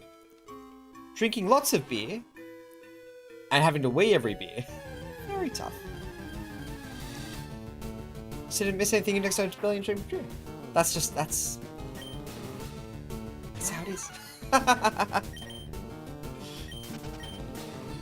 So, you want to see what the record for doing a wee is, or how much you can bust. Have a few beers in a body like this. Peak beer performance body. I got the beer belly, but it doesn't hold beer. It holds chips. And ice cream. Chocolate. And then you catch the night bus home because it's 2 a.m. and the trains have stopped. And then the night bus stops everywhere. Especially after someone else vomits on the bus. And you're sitting there going, I need to go to the toilet. I'm busting. And still a half-hour bus till home. And then when you get home, it's a 10-minute walk. And that is... And then you do the shuffle run. Where instead, like, this is a normal run. And this is a walk, right? But you do this sort of like you need to run, but the bladder does this too much. So you can't run. You actually have to avoid bouncing, but you also need to get home now. And then you do what I call the shuffle run. And it somehow feels like it's faster than a run. And so torturous. Because every little bump. And then you stand in front of that, or sit, depending on your preferred method of toileting. Then you sit on that toilet for... Sit or stand. For way too long. If you do that enough, you start thinking, what's my record? And you start counting your time. And it gets very long. You'd be surprised how much you can hold in that bladder. It's not even a big bladder. Well, it used to not be, probably before I turned middle age and it all started going out.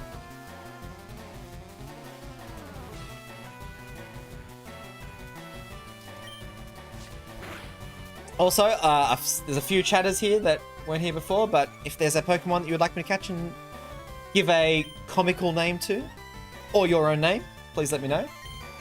Oddish is already taken. Taco's got a Taco Jr. for an Oddish when I get there. If I get to a Farfetch'd, Miku's got that. And Chloe's got a Magikarp with her name on it. But Jimbo, Noir, and Fiery, if you've is any Pokemon that you're looking forward to, that you'd like me to catch and give a great name to. We'll always talk about water and thirst, Fiery. I feel like I need to catch like a... What do I think of when I think of water everywhere? Horsey? Poliwag? Probably not Poliwag, because eventually it grows arms and starts punching things. Maybe a Horsey.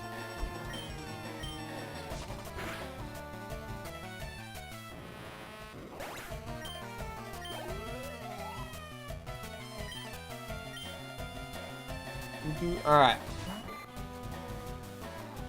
This is one of those things that, like, how many times have people played this game? And there's just things you just don't appreciate until you take another look at them.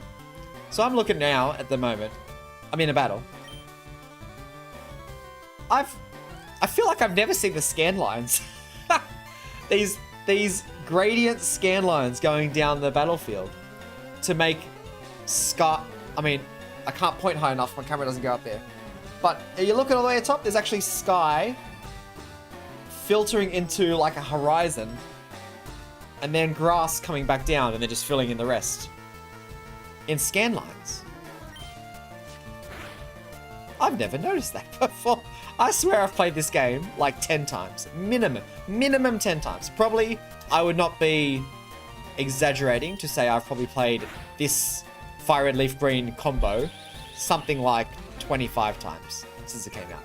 And by played 25 times, I mean restarted somewhere else, usually on a new device or a new file. 25 times will not be an exaggeration. I don't think I've ever seen the scan lines. God, I appreciate... God, the art is so good. I love seeing what artists do with so little in pixel art. It's genuinely amazing. I've tried to do pixel art. I made a game in pixel art, and it looks terrible. I tried really hard, and I watched lots of tutorials, and the best I could do was a pretty ugly looking game. But it worked.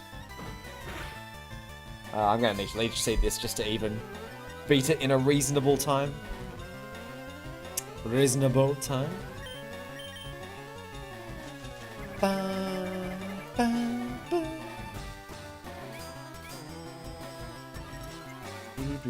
All right, so I haven't caught this yet. We're not catching them all. I'm just sort of experiencing how it all feels.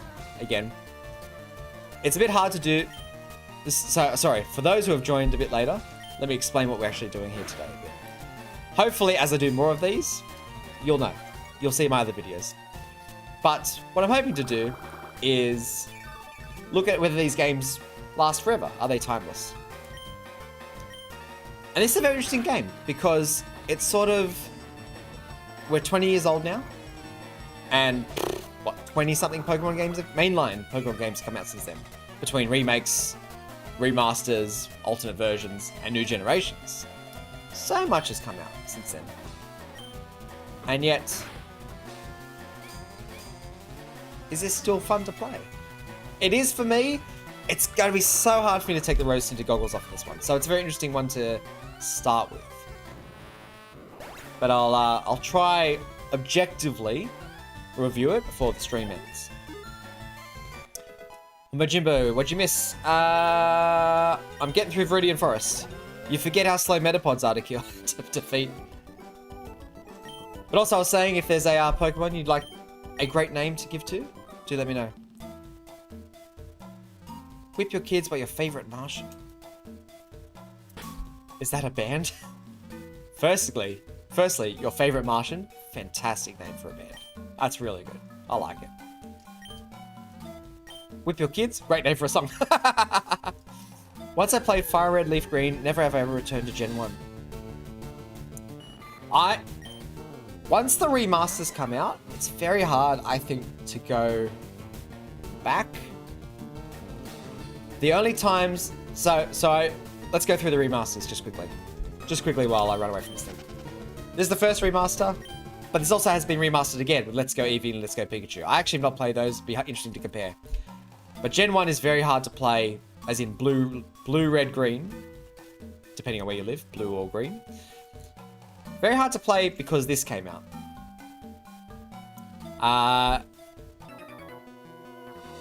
The original Gold and Silver, almost impossible to play now that Heart Gold and Soul Silver are out.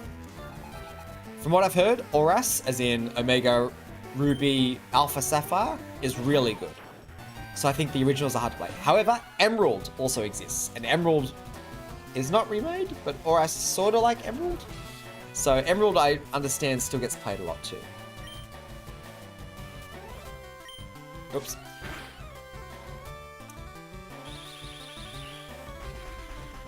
And then the Gen 4 remakes were pretty panned. So I'd be curious to see if people think they are actually worth replaying at all. I'm sorry, it might be more worthwhile replaying the DS originals of Gen 4 than the remasters, because people were pretty low on the remaster. I do wonder if that's because expectations were higher. Could you think we transfer one Pokemon from this game gen all the way to the modern games? Probably not without hacking. or some fan-made game. Hacks, fan-made games, or... I mean, does Let's Go Pikachu connect to Pokemon Home?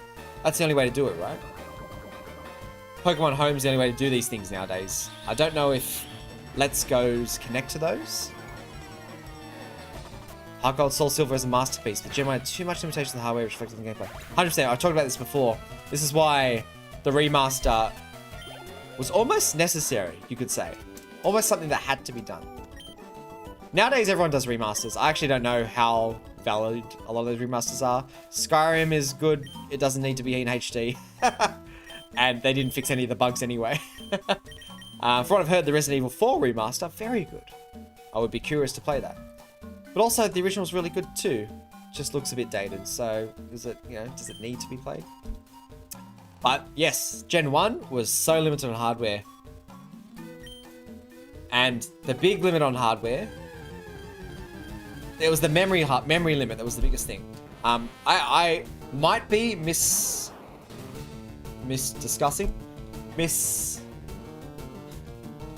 My brain is so old and tired. I might have this all wrong, is what I'm trying to say. Is there a word that's like brain all wrong? But in Generation 1, part of the reason Pokemon even succeeded was that the lead programmer / the lead designer of the game figured out a really clever way to save memory on the Game Boy cartridge, and thus could fit 151 Pokemon in, to the point where literally at the very last hour he added Mew. I mean very last hour, like just before they released the game, he added Mew to the game by deleting dev options. some developer only code.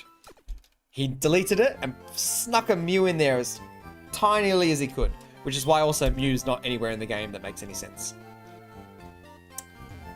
Which then was probably a pain in the butt to try to figure out how to actually get it. How am I looking at this? Get it into the game. When I still in Potter City. I'm in Potter City already!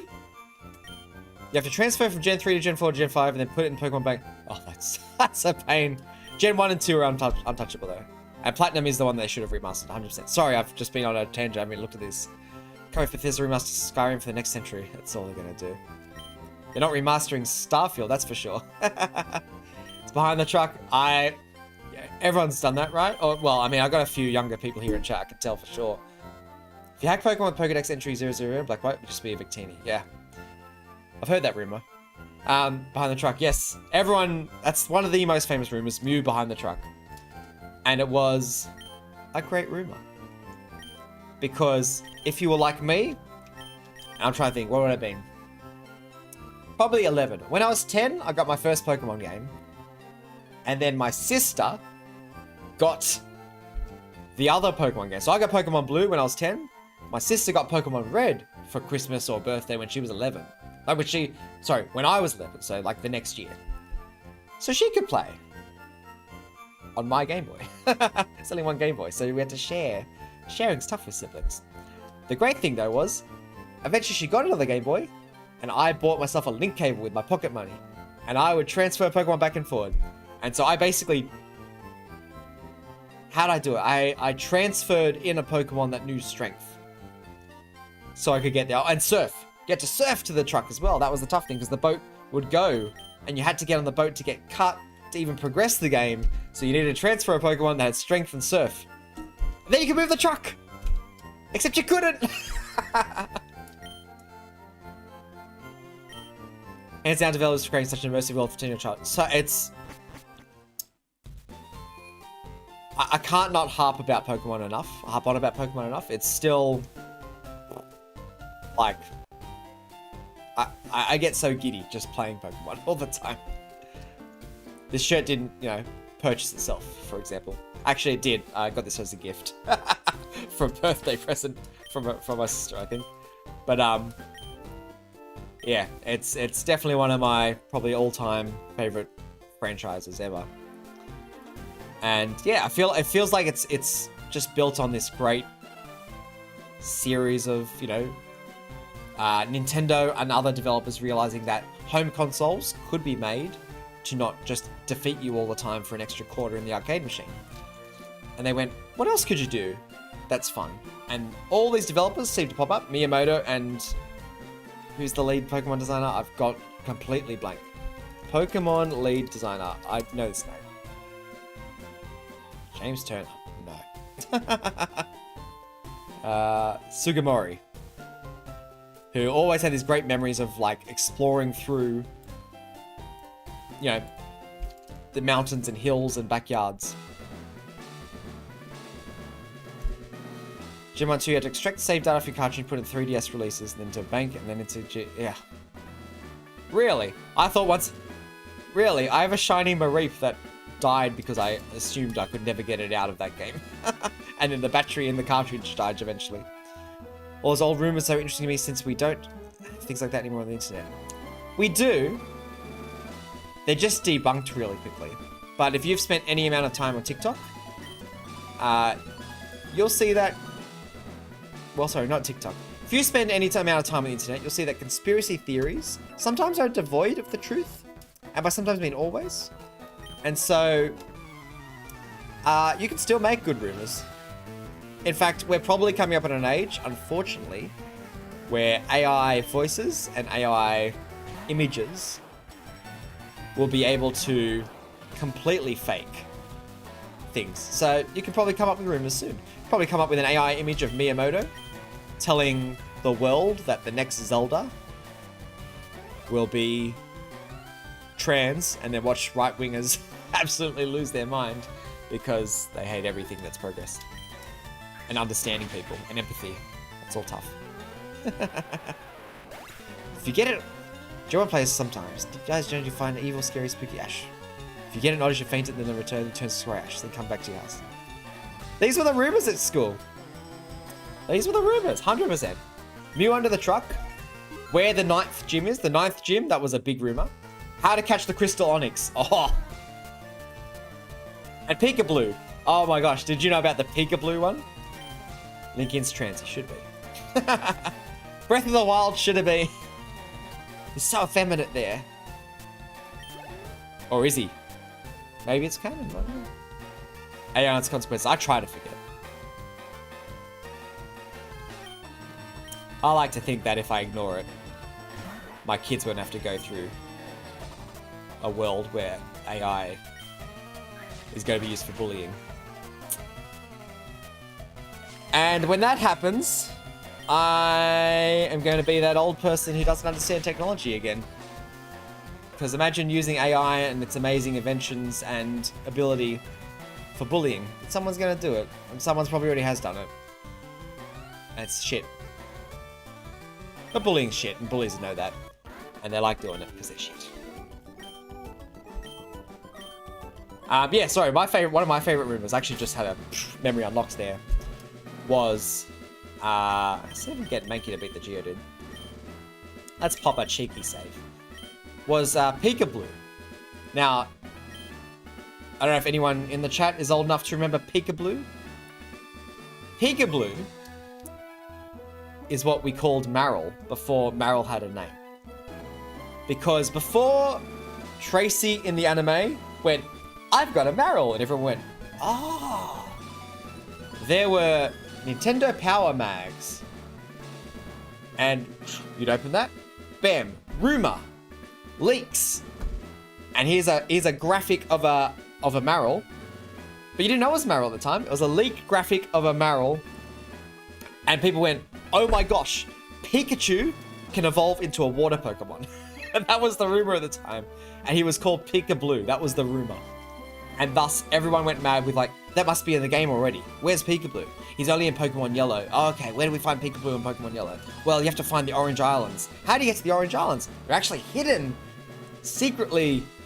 I don't know. I can't even remember what the rumor was exactly. But Peekaboo is a classic. Peekaboo, even though you predate Pokemon. School rumors were a different breed, man. They were so localized. It might have been not even a worldwide rumor. It might not have been an Australian-wide rumor. It might not have even been a Sydney-side-wide rumor. It might have been the school I was in wide rumor. Bunch of 10-year-old kids walking around in green shirts and dark green pants and going, hey, Bitman, guess what I heard? Because no one's voice has dropped yet. Guess what I heard? And they pull out the Nintendo Power magazine. Look, it's Peekaboo. I heard. Did you see the latest episode with the Crystal Onyx? I heard if you travel around Cerulean City, I don't know. There was some. No, sorry. If you travel in the ocean 100 times, you fight 65,000 tentacruels. I can't even do the voice anymore. That was bullying in primary school. Bullying in primary school was people telling you that Peekaboo could be caught in Gen 1. Fuck those guys. Fuck bloody kids. Peekaboo's such a cute name for a Marill. I don't know why they changed it. Should have stayed as Peekaboo. Peekaboo. God, I've such a great memory of like, I remember searching for Peekaboo in that game. And the Crystal Onyx. Always wanted one game, exactly. Crystal Onyx and Peekaboo. I searched so long. And then I think Gen 2 came out. And it was a Marill. I was like, oh, okay, well there's Peekaboo. Peekaboo the Marill. But where's the Crystal Onyx? And then Steelix appears. You're like, well that's not Crystal. You still wanted the Crystal Onyx, even though Steelix now existed. Not that you knew how to get Steelix, because you had to trade it with a metal coat. Who knew how to do that? You had to have friends with gold and silver. You had to both have an Onyx with metal coat that you cared about enough to turn into a Steelix. And it still wasn't made out of crystal.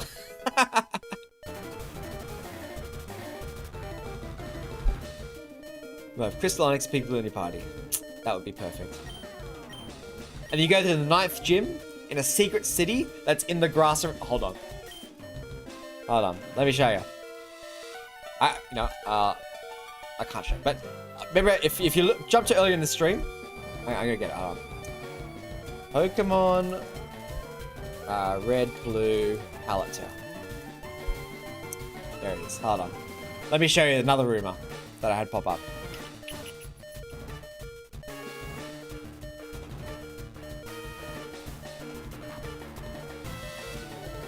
This thing.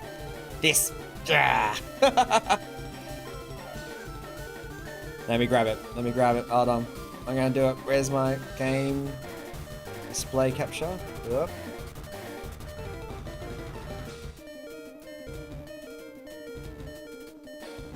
Hold on.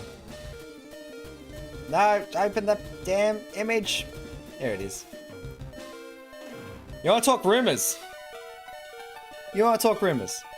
Look at this. This is Pallet Town in Gen 1.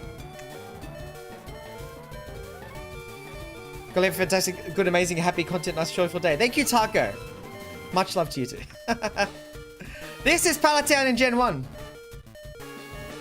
What do you see in Pallet Town in Gen 1 that you don't see in the remaster? Sorry, I just realized I'm leaving on a really annoying sound. Hold on. Let me just swap to Bulbasaur. We're gonna port. Sorry, Brock. I'm gonna come back to you, Brock. I know it's very important. What do you see here? In goddamn Pallet Town in Gen 1. There's grass. Grass on the outside behind these, whatever these barriers are meant to be. God knows what these barriers are meant to be. I think they're meant to be rocks. They look like what in another game would be something that you get a hammer and you punch it down and it falls down, you walk over it after this. I think they're meant to be rocks. But there's grass outside Pallet Town. The rumor that no one can let go of was the way to get the grass. And in this grass, everything was in there. Crystal Onyx, Peekaboo, Mew was in there. You get Mewtwo's, every Mewtwo in the world. You get 6 Mewtwo's. Get a party of Mewtwo's by going through this grass. You can catch all the Safari Zone Pokemon because they're such a pain to catch. They're in here as well. There's Zapdoses, Voltrus, everything's in here. In fact, if you keep going through the grass, you find a secret hidden town where you can buy Master Balls, you can buy rare candies, you can buy Pikachus. Like, I don't know. The rumors are out of control. That's because they put grass out here. Just put more rocks. Anything. Put the texture of the ground. You know, this texture over here. Just normal ground texture. No one would have thought twice. But they put grass. And you get the shiny Mew, Celebi, Deoxys, Celebi. All in Gen 1. They were all there. They were just there. Just in this area. I just needed to get there. And that was the best rumor. Fucking, I love that rumor. Didn't matter what happened there. That rumor was always good. Because it was there. The grass was there. And they put trees in Gen 3 remaster and the rumor was gone. But I missed the grass. I missed the grass. Best grass in the series. No grass has ever made me feel like that again.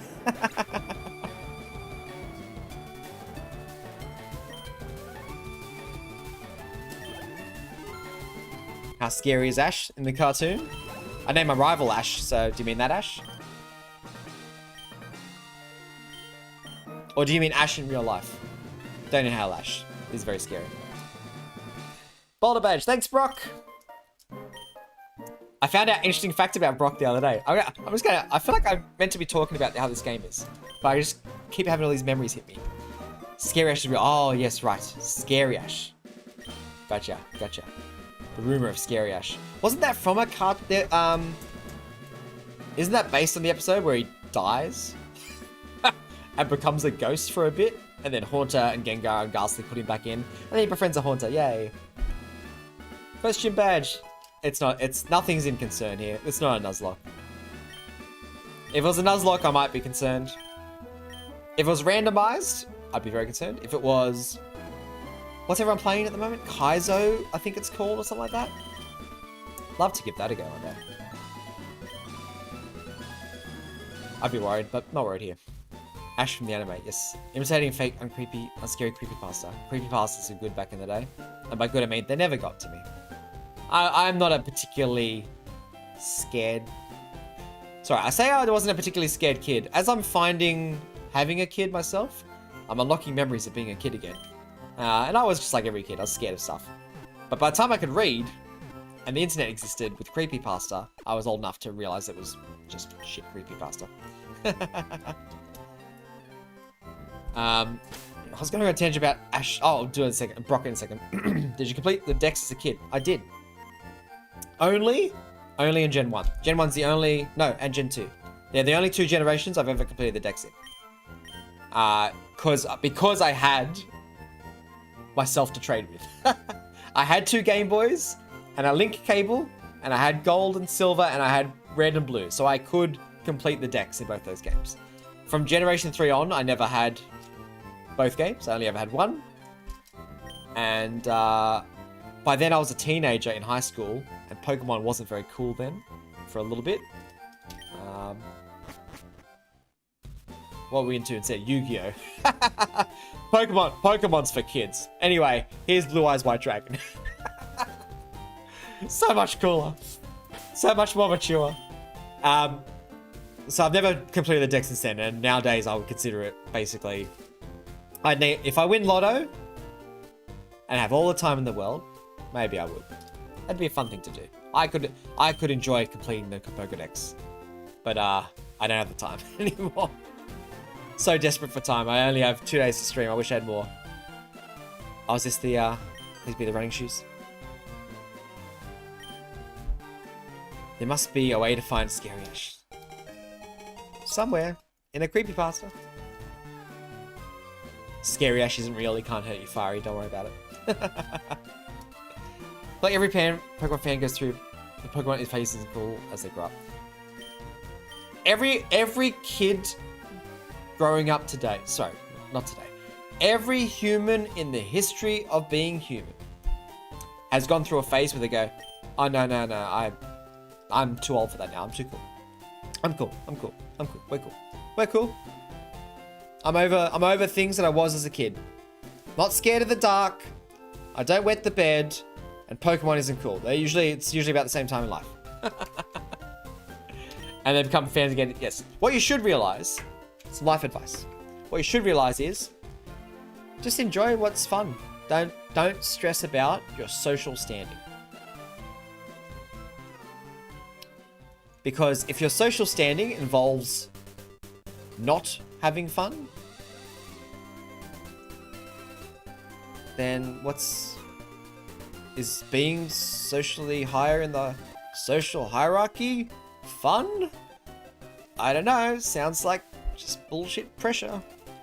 I say this as someone who was never popular, so. But I was also not unpopular. I was like just that perfect middle ground. No one disliked me, but no one's going to vote for me for school captain. I was about to say, and no one will go to the prom for me, but prom is such an American thing. We don't have prom here. We have, I can't even remember what it's called. It was called formal. Year 12 formal. Oh, the Year 12 formal. What a classic. Well, I'm going to lose this. I should have called it a non-flying Pokemon. Oh. Still a chance? Oh, there's no chance.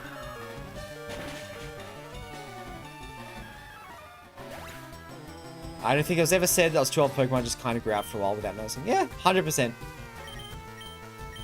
So we're a type Pokemon until XY and then to not be able to afford the consoles, mostly peer pressure. Interesting. I mean, I think it's different for everyone. Depends on how much peer pressure you have or how much you don't have.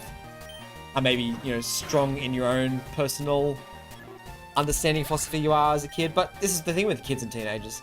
You're sort of working through yourself and understanding yourself. But talking back to like, yeah, growing out of things and being too cool for them. I always remember, it's just one of those like core memories. Me and a cousin, I had a cousin who was 3 days younger than me. So basically we're BFFs forever. But he had older brothers. So we were always trying to be as cool as the older brothers. So when we were about 7 or 8, I remember this very vividly. 7 or 8, my sister's sitting there. She's watching a TV show on the kids channel, ABC Kids for those in Australia.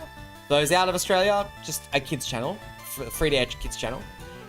She was watching a TV show we have called Play School. Play School's where a bunch of adults, you know, they read books, they make crafts, they tell stories, they play things, they do songs. It's just a very generic kids show. Basically, you go, you know, Sesame Street's worldwide, Play School's like Australia-wide. And we saw my sister watching Play School, we're like, oh, we're so over Play School. We're too old for Play School. We're in primary school now. We're in big school. You know, we can now do our times tables up to 5. We don't need to watch Play School anymore. Play School is for babies. And then my cousin looked at me and went, yeah, but I like story time. I'm like, yeah, a story time is pretty good. When they read the books, story time's really good. You know, the rest of the show though, no. He's like, yeah. And I said, oh, but I like when they like make something with craft. He's like, oh yeah, I like that bit too. And then we basically went through bit by bit and realized, well, no, we didn't realize because we're too cool for that. But I think we convinced ourselves that we could watch Play School. Because they were doing all the things that we liked. And that's what being a kid is basically you just keep thinking that you're going to grow out of stuff and you're too cool for it. But things that are fun, and things that you enjoy. It's not about, there's no age limits to things. I'm watching my kids, you know, enjoy things like the Wiggles. And I'm there sometimes going like, this Wiggles song is a bop. And I think it's hilarious. The Tree of Wisdom is a mood. Anyone who's watched the Wiggles, the Tree of Wisdom is exactly what everyone should aspire to be. Don't you guys pay money for Oris to tell Nintendo Ninjas? Yes, this is totally legit version of Pokemon. Rationalizing it, yes. At least when you're very young, exactly. So sorry, I feel like I missed some of this. Scary Ash from Cursed Oddish is from one of the instructions. Do you know, can you give me some more details about one of the instructions that you're talking about? I'm curious. I am curious. I just realized I've forgotten to mark when I go on long rants.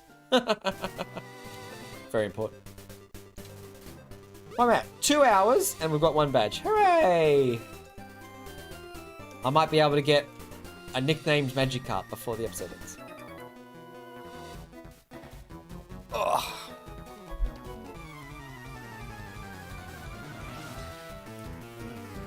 It's the beauty of like playing these old games is that I just live through my nostalgia. I feel like I'm an old person. Just end it there. I feel like I am an old person. And you are what you think, and I think like I'm an old person. World record pace. I should have picked Squirtle, that would have been world record pace. This is more average pace. I'm trying not to overly grind. In fact, why am I even using a Mankey? What do I actually need to use to win this? Quick as possible. Squirtle, Nidoran. I tried to catch a Nidoran, I couldn't catch one. I was getting bored of going through the grass. Whatever its 10%, 5% drop rate is. This is the thing you need to know about me and Pokemon. Is if there is a chance for something that's low, it's 0.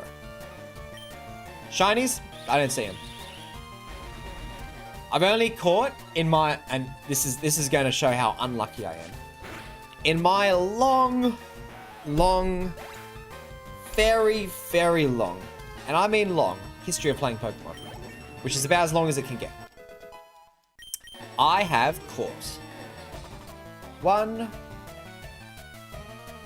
2, 3, 4, 5, 6 shinies. One is the red Gyarados, which you have to catch. We don't have to catch. You can't miss. So 5 Pokemon random. One is the blue Ponyta in Legend Arceus. 4 Pokemon. 4 random shinies is my luck with that. And 2 of them in Pokemon Violet and Scarlet and Violet. Because there's higher chances for that sort of stuff.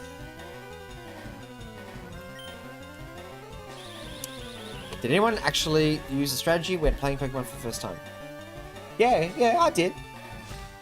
Big numbers equals big damage. I knew that.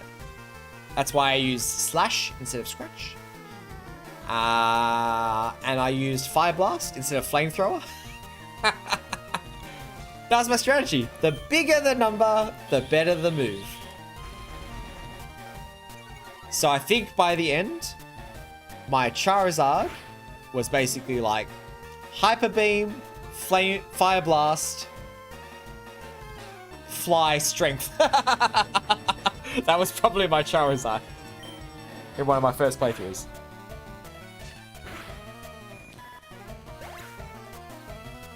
Fourth pull on Shinies is Great Rock Road. Is it? I was gonna say 20 years of playing, but it's 20 years since the remaster. In 7 years? 26 years? Whatever it is. Too many. Beyond time matches big numbers. No. When I first played, I can tell you what my first team was. I'll look at the Pokedex now. I can basically see everything that I would have in my first team. Well, actually, no, I can't because I haven't seen a Butterfree yet. My first team was Blastoise, Raticate, Pidgeot, Butterfree, Pikachu, which I didn't evolve because Pikachu. And then what would I have caught after that? That would have stayed in the team. Wasn't a Fearow because I had a Pidgeot. You know, that was 2 of the same type. Wasn't a Jigglypuff because I had a Raticate. It's a normal type back then. Clefairy, same problem. I guess it was Golbat or Graveler or Golem. That was it. Some of the earliest Pokemon I caught were definitely what the team was made of.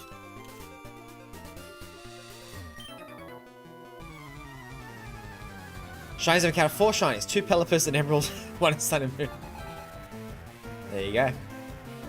Run for your life. 1 shiny Mudbray, Dirt Horse Marie. There you go. Did you develop some connection with it? Yeah. Super Fang into Hyper Fang into Quick Attack. It was the first Pokemon I caught. Of course I developed a connection with it. Or it was the second Pokemon I caught because I caught a Pidgey first. One of those 2. One of the first 2 Pokemon I caught. But yeah, I beat the game with Raticate. Anyone could beat the game with Raticate back in the day. It's Pokemon Blue and Red. You just did the missing no glitch, leveled them up to a level 100, and then beat the game. You could pick Caterpie. Pick a Magikarp. Still get by with it. The missing no glitch meant it didn't matter what you picked once you found it. Though I probably didn't find it in my first playthrough. I think I just grinded the absolute heck. I just grinded forever. And you know how I grinded? I remember oh my gosh, these memories I'm unlocking. This is how I grinded. The Elite Four were the characters that would give you the most experience in the game. So I fought the Elite Four, even though I lost. And I basically kept fighting them until I won. And eventually, my Pokemon were level 80 before I probably won. Something ridiculous like that. I just absolutely just kept throwing myself like, bang! Oh, I lost to Lorelei. Bang! Oh, I lost to Lorelei. Bang! I lost to Lorelei. Boof! I beat Lorelei! Bang! Oh, I lost to Bruno. And through this process of hitting my head against a brick wall, I leveled up. And eventually, everything was level 80, and I'd won.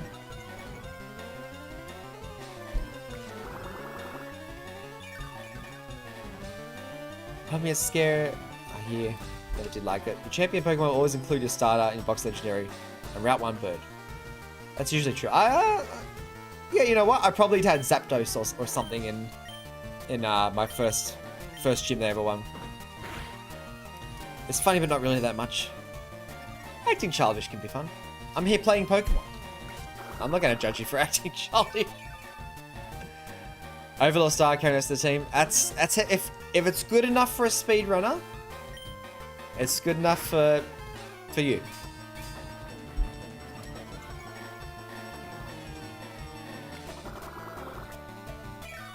Don't take it the other way. But also, it's hard to go past the starters because they're usually the best of that type. And there's a brain worm in every Pokemon player that looks at their team. They have 6 Pokemon. And there's always a brain worm in there that they look at and go, well, I started with a fire Pokemon. I caught a water Pokemon. I don't have a grass Pokemon yet. I should do it to round out the team. You need the grass Pokemon to round out the team. There's 17 or 18 types of Pokemon, but you gotta have a fire, water, grass. You just gotta have one of each of those. It just doesn't feel right if you don't have all 3 of those. I feel like most people beat Pokemon by brute forcing everything by being level 20 higher. Yeah. Welcome to the JRPG genre. That's something that applies to every game. When people are like, oh man, this JRPG game is so hard, what they're usually talking about is if you don't grind. If you grind, eventually, it's so easy. Because numbers go up, big numbers go up, big numbers always go up a bit more. I mean, they're a lot better now, but back in the day, that was just how you beat the JRPG. You just grinded forever. And eventually, you ground enough. You grounded enough. Never let go of my starters. Yep, I always use them. Hard to go past. Fire, water, grass, core. If I don't have it, I feel like I'm doing something wrong. 100%. Sometimes, if I could not find a grass Pokemon I liked, pretty rare, because they're usually some of the better designs. But sometimes I could not find a grass Pokemon I liked. I would convince myself fire, water, electric was alright, because electric beats water like grass does. But no, I couldn't always convince myself of that. Not always, just sometimes. Scary Brock coming soon. How many scary things are there? Okay. Oh gosh, you keep asking me questions, Noir, that I have to give you long, nostalgic answers for. So, no, originally, IVs, DVs, no ideas. No one did. No one had any idea. There was not even a good rumor at high school, at preschool, primary school or high school. First or second, whatever you want to call it. Depending on your country, there was not even a good rumor about it. Just, yeah, they just didn't exist. IVs even EVs also weren't even, like, a rumor. No one knew. You caught a Pokemon, that was it. You leveled it up. As far as everyone was aware, a Pokemon that had been used 100 rare candy on, and a Pokemon that someone had ground up, same. That's what people thought. And then, I had a friend who made a very, very great discovery. I hope he watches this later. He does watch this sometimes. Shout out to Omniline if you're there. My friend found a great discovery because he was playing. I don't need poison powder, just give me a sleep powder. He was playing the game, and he was just messing around, and he was, because this is what Pokemon people did back in the day. You wrote things down. You're not going to put it in a spreadsheet. They didn't exist. So you wrote things down. There's no screenshots. There's no photos. No camera phones. And so he was writing down the stats of his Pokemon. Just to sort of like see what was faster and stuff. Because it's very hard to look one by one and remember what's faster. So he wrote down what was faster. And he wrote down his Mewtwo speed. And he went, okay, cool. My Mewtwo is, I'll make up a number, 150 speed. Whatever it is. Whoops. I should pay attention. 150 speed. And then he forgot about it. And then he started... Oh, just keep using the wrong move. Then he started just fighting normal characters. Normal, like, Rattatas and Pidgeys in Route 1. I forget why he was fighting them in Route 1. But he was. I think he was training something. Yes, he was training something. He was trying to level something up. And for some reason, because you're a kid, you think, well, I have a level 2 Pidgey. I don't want to level it too fast by fighting a level 30 Onix and then swapping. You go to the level 2 Pidgey spot to level up your level 2 Pidgey. So he did that. And his Pidgey fainted a few times, so he had to send out Mewtwo to train, you know, there. And then he noticed that his stats changed. His speed got higher. And he went, my game's broken. The logical conclusion. My game's broken. My Mewtwo's stats keep changing. But they only went up, he noticed. So you don't complain too much if they only go up. But then he noticed as he did it more and more, and he thought this was a Route 1 specific thing. His Mewtwo just kept getting more stats. He's like, I have the strongest Mewtwo in the world. Literally, what he would say. And he proved it by... Because there's a missing no thing back in the day, and, you know, you could just easily glitch clone Pokemon. That was all things. We had another friend who had 6 Mewtwo's. 6 Mewtwo's. He'd use the missing no glitch. They're all level 100. He had his Mewtwo level 100. And then a more respectable team to follow it as well. And they went Mewtwo v Mewtwo to start. Of course he did. And his Mewtwo beat 4 or 5 Mewtwo's of his cousin, or our friend, before it had also died. And the response at the time was, "You've hacked the game. You cheated because you're a kid. You don't understand what's happened." And that's how we discovered EVs. But we thought it was a Route 1 glitch because we also knew about the missing no glitches by then. Metapose annoying due to spam behind it? Sure is. That's why I'm glad I have Leech Seed. Maybe I should have gotten Poison Powder too. But Sleep Powder is good in case I actually have any troubles, which I won't, because it's not a challenge run. I would love to give the Kaizo stuff a go one day. That'd be fun. Premature EV training creating a top percentage Mewtwo, basically. I think he also caught a good IV Mewtwo from how I've understood it now. Time has passed. But at the day, it was the fastest thing. It hit like a truck. Glad you asked. Thank you for asking, Dora. I have a long history of Pokemon and way too many stories.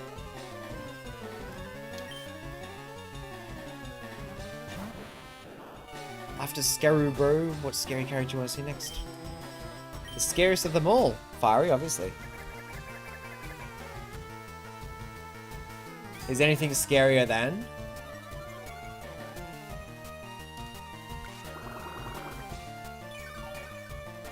A Snorlax that you can't kill. That's the scariest Pokemon, I think, in Gen 1.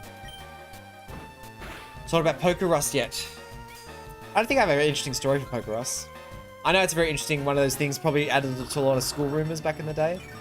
But I actually don't have an interesting story about Poké Rust because when it came out, I think was during my cool phase, where I didn't talk about Pokemon with anyone, except Pokemon cards, because sort of they were still cool, but only cool in the sense of like if you had a shiny, holographic Charizard, you were seen as a bit of a Chad. But no, I didn't have any good school rumors about Poké Rust back in the day.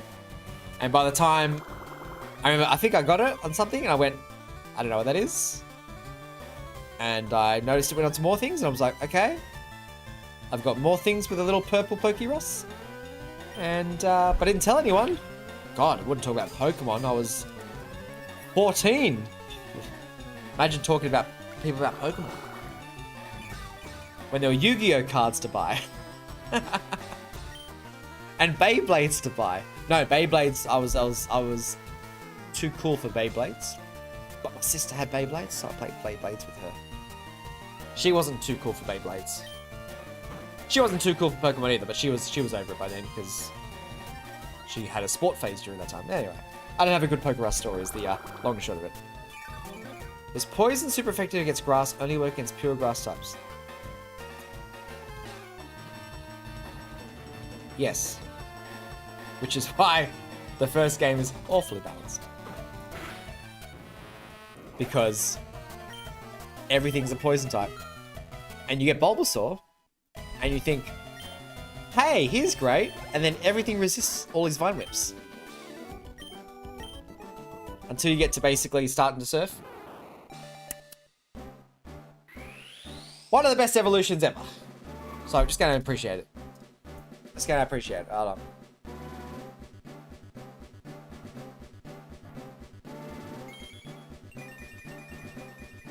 So good. So good. Bulbasaur to Ivysaur. Mwah. People rant on middle evolutions for a good reason. They're usually not very good. That is amazing. That's still one of the best. And the sprite art is still very good. I think it still really holds up. I have a lot of pixel art bias, so. Great progress had my first playthrough of Silver. It was in Silver? Really? I thought it was until like Gen 3 or something. Wow. Alright, I can run. I've not been running this whole time. Big Bulbasaur. With a flower that's yet to bloom, giving you anticipation. Let's talk game design. Anticipation is amazing. And all games are only interesting to continue playing if anticipation is there. Once you master the mechanics. Once you've mastered, if a game has masterable mechanics, which is say, you understand how the game works, you now are going through the motions. Anticipation is the only reason you keep going. You anticipate things happening. You see this happen to Ivysaur, you go, what happens next? Does it open? You see Wartortle get a tail, you think, wow, he's going to be really fluffy when he evolves in. And then he gets cannons, which is even better than being fluffy. But, you didn't anticipate that, did you?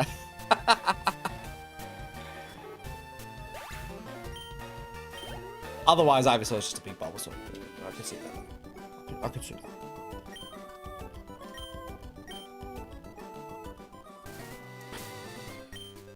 Oops. Alright. I basically just leveled one Pokemon. So we're good. There's things I could catch, I know, but there's a Magikarp to buy. Right here. Hello. I even have a slot ready for him. And I could be like, I've saved this slot for Magikarp. Or, wait, this guy. Not that old guy, this bald guy. Hello there, lady. I've saved the spot for Magikarp, which we're naming after Chloe, who was here before, but had to run off to work. But as requested, Chloe, there you go. You're a beautiful Magikarp. Greatest Pokemon of all time. One of the more iconic. Hey, how many Pokemon have games about them? Pikachu has multiple games about it. There's a game named Legends Arceus now. So Arceus, you could say, has a game about it. There's Let's Go Eevee. So Eevee has a game about it. And there's Magikarp Jump. That's it. Any other Pokemon games that are named after Pokemon? I didn't think so. Exactly. One of the greatest. One of the GOATs. That's why he's the GOAT.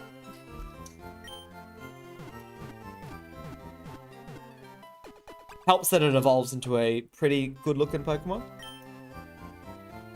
Not good-looking like Smash, good-looking like... Like the internet sometimes. Good-looking like... He's good. Scary, cool design. Great moveset. Not... Good-looking, not attractive. You know what I mean? I feel like I should have explained that, but someone made a Smash and Pass YouTube video years ago, and now I feel like I have to explain that. We're not leveling that up anytime soon. Because it's way too grindy to level it up here. But I am going to catch one of my more favorite Pokemons. Zubat! Heck yeah! I've barely caught anything, but I'm catching a Zubat. I don't care how sick of this Pokemon anyone else is. I freaking love Zubat. Again, fantastic design. It's just a big mouth on an eyeless thing with big ears, little wings. It's got no legs. Golbat, bigger mouth. Crobat, streamlined. I'm sad they didn't go for an even bigger mouth, but, you know. Crobat's pretty cool, though. 4 wings. I just like this evolutionary line. I think it's good. I think there are some Pokemon designs which I look at and go, that's very Pokemon. The Bulbasaur, all the starters in the original Pokemon, great. I think the Zubat line is similarly great. Has that Pokemon flair to it. Humbo Jimbo, I think you and me, just 2 peas in a pod. We get on. Zubat is one of the better lines. Level 100 Magikarp? Terrifying. Isn't there an episode about that? I'm pretty sure there's multiple episodes. There's an episode where I remember 2 Magikarps going at it. Like, really going at it. And basically that's the point, is that they're so strong. They're trying to be the strongest Magikarps ever. And it's basically based on that idea of, what if a Magikarp was level 100? Usually we find it so, these Pokés have a great design, but some people say the game freaking stole from Dragon Quest. Well, Dragon Quest, this is again something I only found out recently. Dragon Quest has great designs because they did the super rare thing of, rather than saying, hey, how can I make pixels look like anything? They said, hey, what if we get Akira Toriyama, the creator of Dragon Ball, to come up with designs? Like, legit, more people nowadays need to, like, employ amazing artists with great creativity for concept art. And they do. Concept art's so underappreciated. But to get Akira Toriyama to do the Dragon Quest designs, I mean, obviously, as you alluded to, it's changed how people have done monsters in games. Gone from, how do I make a realistic looking dragon? It still happens, obviously. To, what if there was a blob and it had eyes and a mouth? And the slime was created. Probably the most famous design of any monster ever in the history of gaming. You could say Pokemon, you could say Pikachu, you could say dragons, you could say whatever else from games. But the slime is, I think, the iconic monster design of games.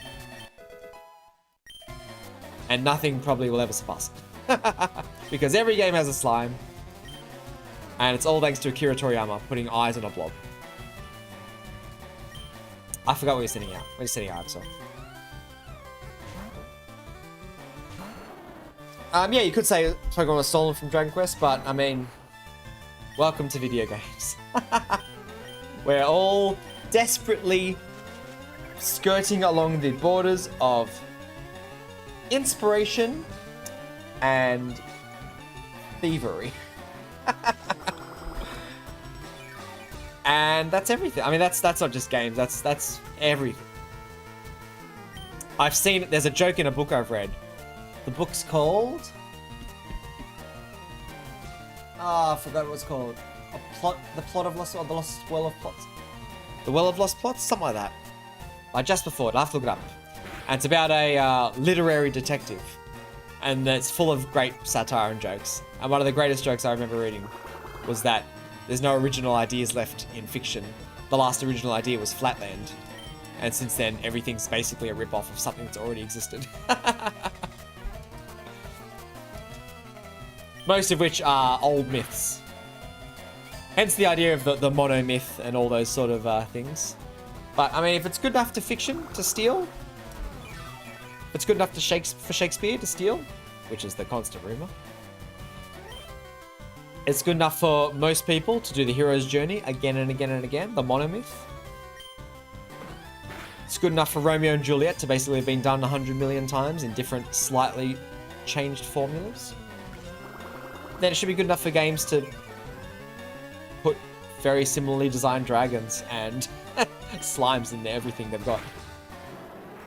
That's what it's all inspired by, yeah. Enhancing it to a new niche of people that would grow and inspired by the work they create. Yeah, Dragon Quest. Well, Dragon Quest never really originally broke out of Japan. Japan had a lot of trouble breaking out of Japan. In the same way that America had a lot of trouble breaking out of America. Well, breaking into Japan. Japan and America were really struggling, especially in the 90s, to get anything there and there. And they both really wanted to. Japan knew if they could get to America, there was 100 million plus people that could possibly buy it. And it could get to the rest of the English-speaking world, right? It was sort of like a combo effect. If it did well in Japan, in America, it would go to UK, it would go to Australia. You could probably even throw it to lots of other countries and just go, here's an English-speaking port. More likely you'll know English than you'll know Japanese. So hopefully it does well.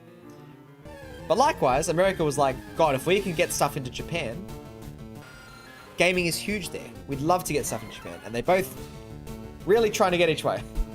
Trying to get in each way. And eventually, stuff like this did cross the boundaries. But stuff like Dragon Quest didn't for a long time. I would argue Dragon Quest is popular outside of Japan now. But it's not mainstream. Sorry to Dragon Quest fans. The cartoon is more mainstream than the game still. And that's not even particularly mainstream.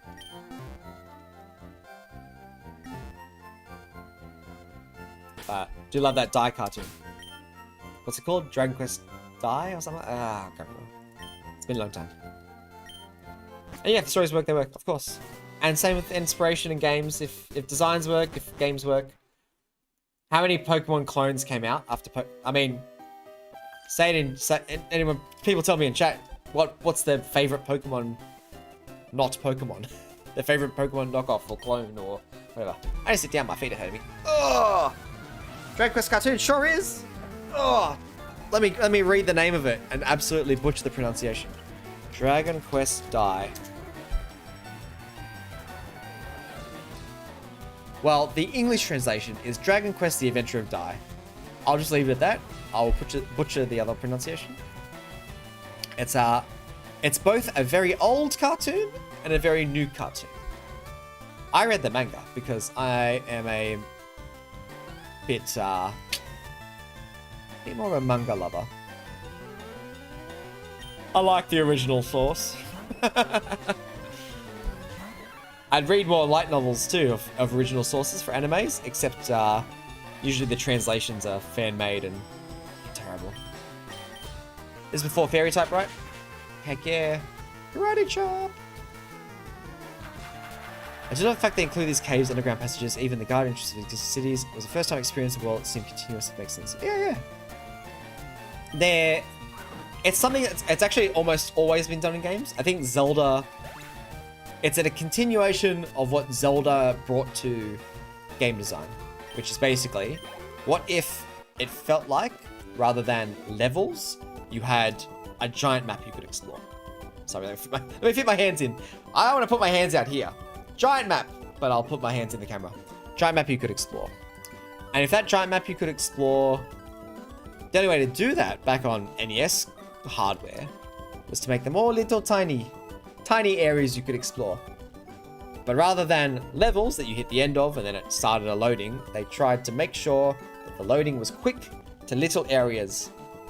And thus, you explored a giant area that had dungeons and caves and hidden secrets and more forests than you could count. And ever since then, games have looked to Zelda as being like, well, thank you for figuring that one out. And now you can have just open worlds without any loading zones. Sorry, very cleverly hidden loading zones. Especially with open worlds are just really, really well cleverly programmed loading. I talk as a programmer because I can't do it that well. If I did an open world, oh my god, my open world would be like an absolute... It would be the laggiest thing you'd ever played. I'm not that good at programming. I don't really need to beat every single Team Rocket guy here, right?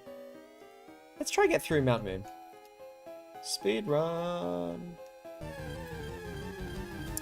It's very weird for me to play like this. Usually, I'm like, I'm going to look at every nook and cranny. Going back a bit. There's a paper done by, I've forgotten his first name, but his last name's Bartle. I want to call him Edmund Bartle. That's because the first Prime Minister of Australia was Edmund Barton. But Bartle made a list of archetypes of MMO players. And the one that I fall into is the Explorer type player, which is the person who, you know, yes, I do social stuff. Yes, I do think about min-maxing or, you know, leveling up, or combat or understanding the game. But really, I like to see what's around the corner. I like to check every nook and cranny.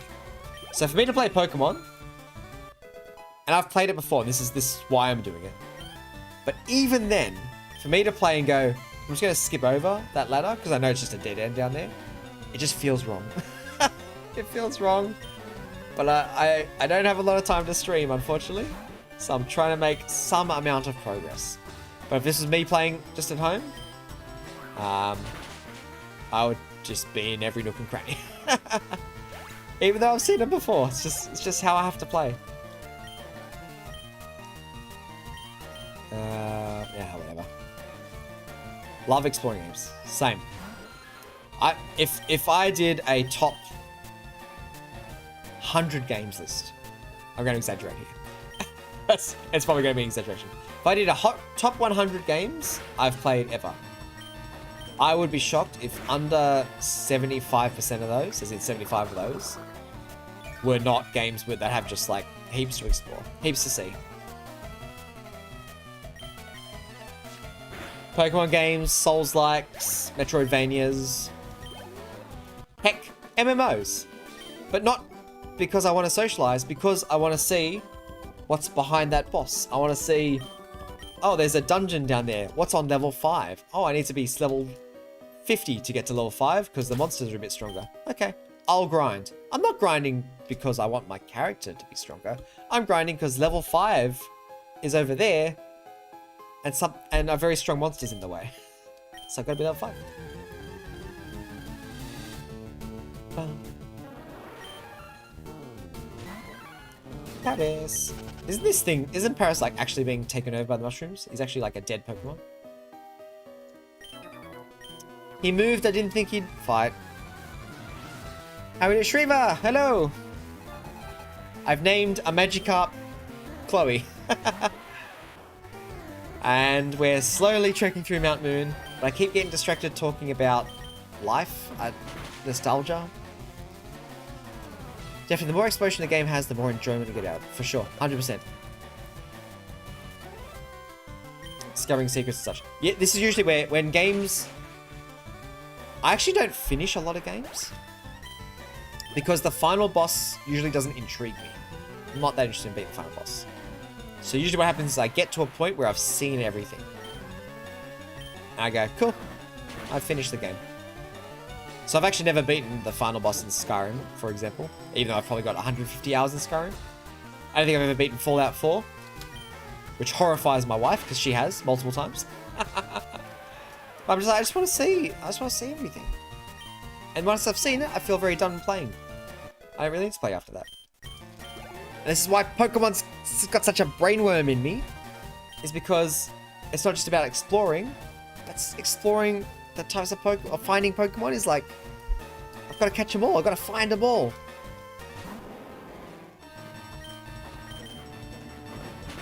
I don't care what people say. It's so easy to like Pokemon.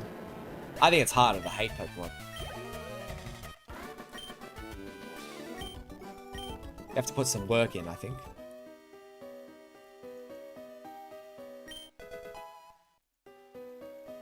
You can hate Game Freak for not giving us a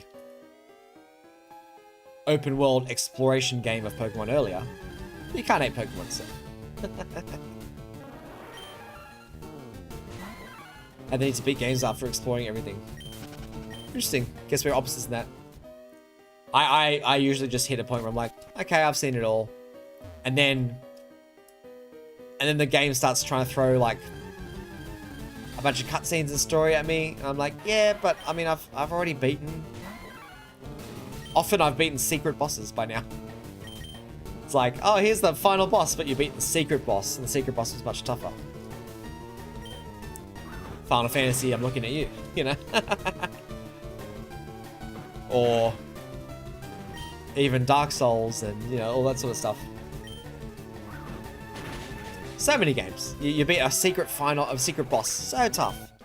Then you get to the final boss and you go, eh.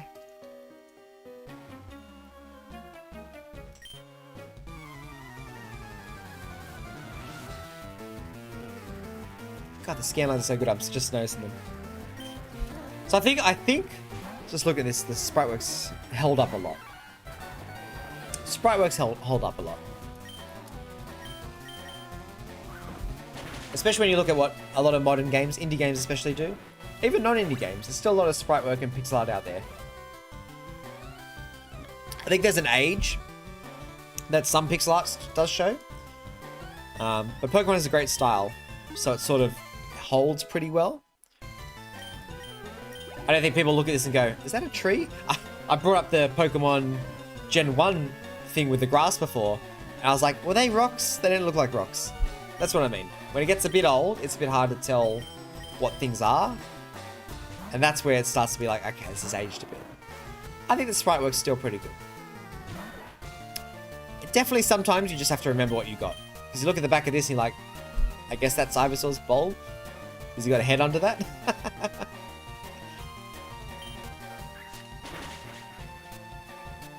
But there's a lot of games in this generation, this era of time, that will have aged in their pixel art because they were not after style or a certain aesthetic. They were after realism or something else that was sort of unattainable in the style.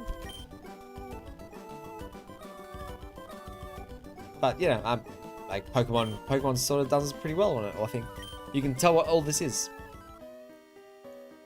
Gen 1, some of those Pokemon you look at, you're like, is that its face? Are those eyes? Is that a belly or a leg? And there's some Pokemon that until you saw it in the cartoon, and then you would go, oh, it's a foot. And then it would make sense. Whereas this, you don't look at it and go, oh, I don't know what that is. Didn't have many pixels to work with? No. I mean, they still don't.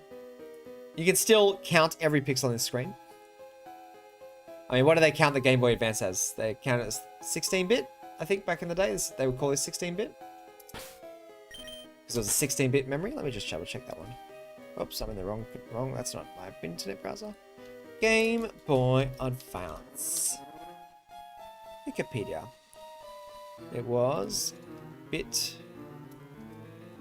It was a 32-bit. There you go. 32 whole bits. No one calls this 32-bit, though. No one calls it like that for its art style. Everyone still calls this sort of like 8-bit or 16-bit or something. Good sprite work is timeless, and I think Pokemon does a pretty good job with this generation. I think this is the generation where it hit its stride. I actually think it's because they got to make it a little bit, and there's still definitely some problems. I think the black here looks wrong. It's cut off in a weird way. The fact that this is all blocky and then this is cut off straight does show a bit of a missed mark. Same with the, I can't point out high enough, but same with the cliffs or the rocky walls above. They all look a bit still off. But for the most part, yes, the style is very timeless. Gen 3 at least FireRed, LeafGreen has a good amount of thought by art. Never to thank them and sell it on. You should. Be kind of a conversation with them. You just talk. You are the silent protagonist. Red. ... is the greatest thing you can say. But yes, I think the art's held up. The sound? How do I feel about the sound so far? The sound's pretty good. But it's still definitely got a pretty... I mean, MIDI sounds are like this. They've got more to work with than they did in the 8-bit genre. So I'm just going to dust off my... You're a bit dusty, chat. Hold on. They had more to work with in this genre. Of this generation of games. But... MIDI sounds still definitely get a bit grainy on the ears after a while. Still only so much they could work with. And I find, as I'm listening to this in the earphones constantly, repeating a lot, it's getting a bit, like, tiring. There are types for weird cliff things. Still looks great. Yeah. It looks great. I can't deny it. It's just, it's not perfect. But what is perfect? Nothing. Nothing's perfect. My wife's perfect. Hey, if you're watching, mwah. You're perfect. Also, you never allow your character to be someone else other than you. Thus, you never have anxious conversation. It's a very shrill sound. Shrill sound is, yeah, let's go ahead and describe it. Very bassy as well. Hello, Sugar. Yeah, I mean, this is a Nintendo. I talked about this when I played Ocarina of Time last year a little bit. I almost made a short about it, but I couldn't figure out a way to make the short interesting. But basically, I said yes or no to... I said no to Zelda for about 10 minutes. Because... And she just repeated the same thing again and again. Nintendo, for their mainline games, pretty bad with conversation. They like the idea of giving you a yes-no option. Because the players love choice. Players love to be immersed and have choice. But when the game doesn't react to your choice, you're not immersed. So Nintendo give you lots of yes-nos, but they don't actually mean them. Either they make you, they force you to pick yes, like they'll repeat on loop, or they make the no basically a yes anyway. At that point, just make, and they're doing this nowadays, they have two basically yeses. I think Scarlet and Violet I've been looking at playing lately, and it has lots of yes and yes. And so for example, someone will ask you, hey, why do you want to be the Pokemon champion, for example? And you can say, because I want to be strong, or because I want to test my limits. So, yes and yes. You can say yes twice.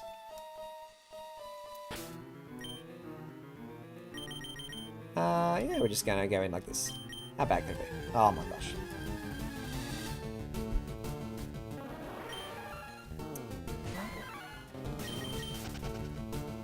Animal Crossing has a bunch of those. Yes, and yeah, I'll do it.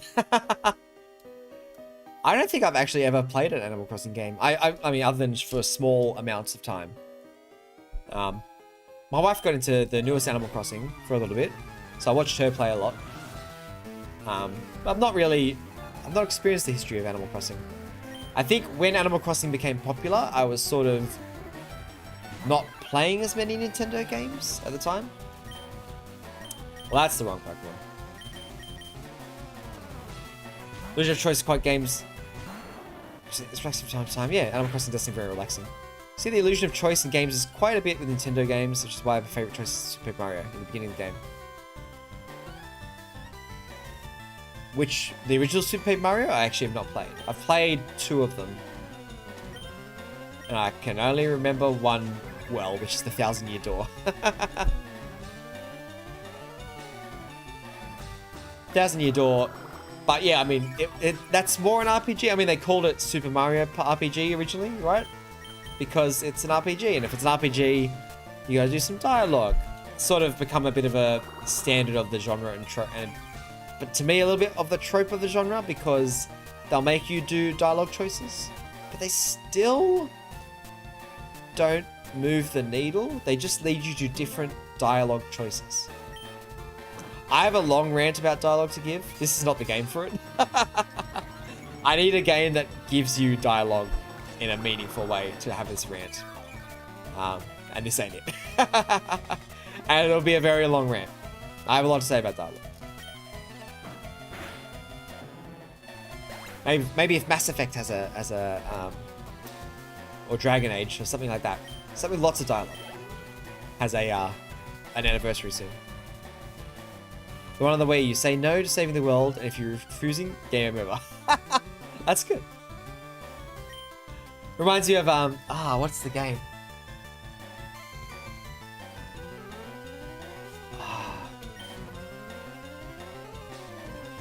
There's another game that's very similar to that. Oh my gosh, okay. If I think of it, I'll let you know, Jimbo.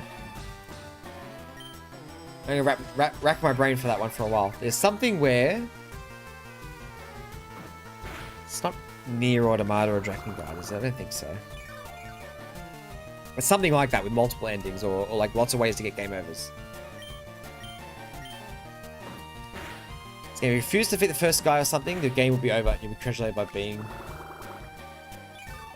PC. By being...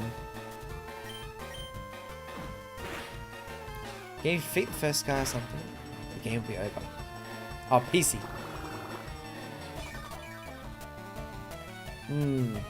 I rack my brains for that.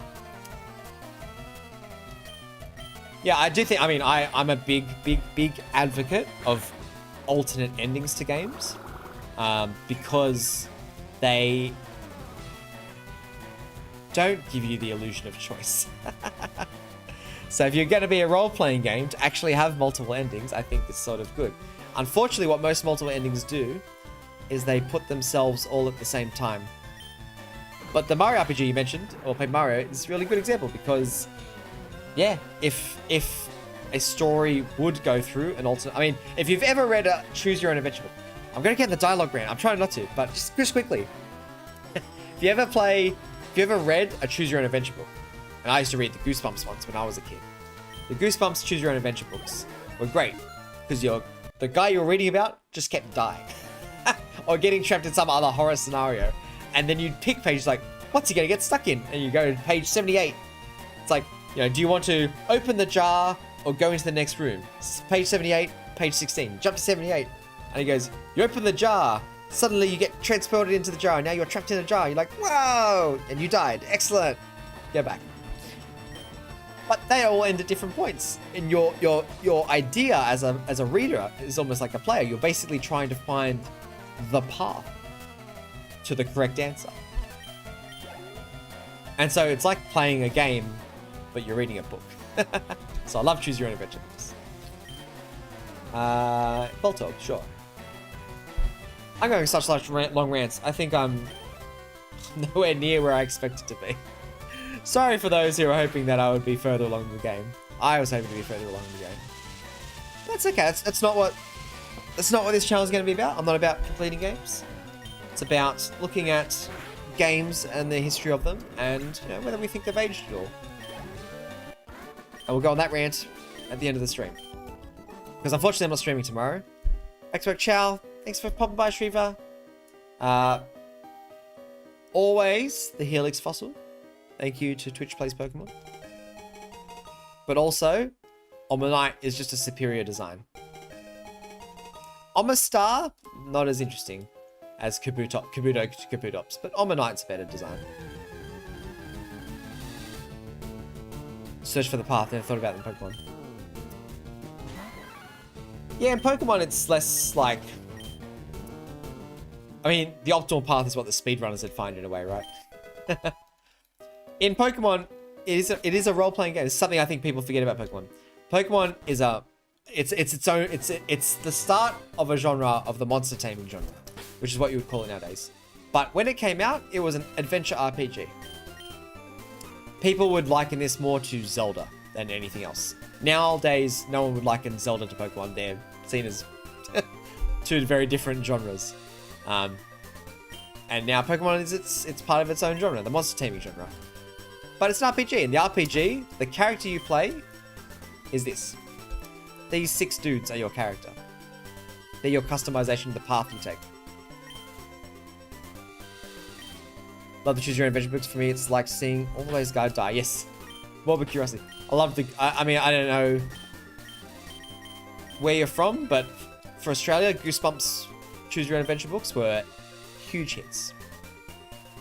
Huge hits. I imagine if you're in America, Goosebumps was still pretty popular there. I think it was an American series, right? R.L. Stine's American guy.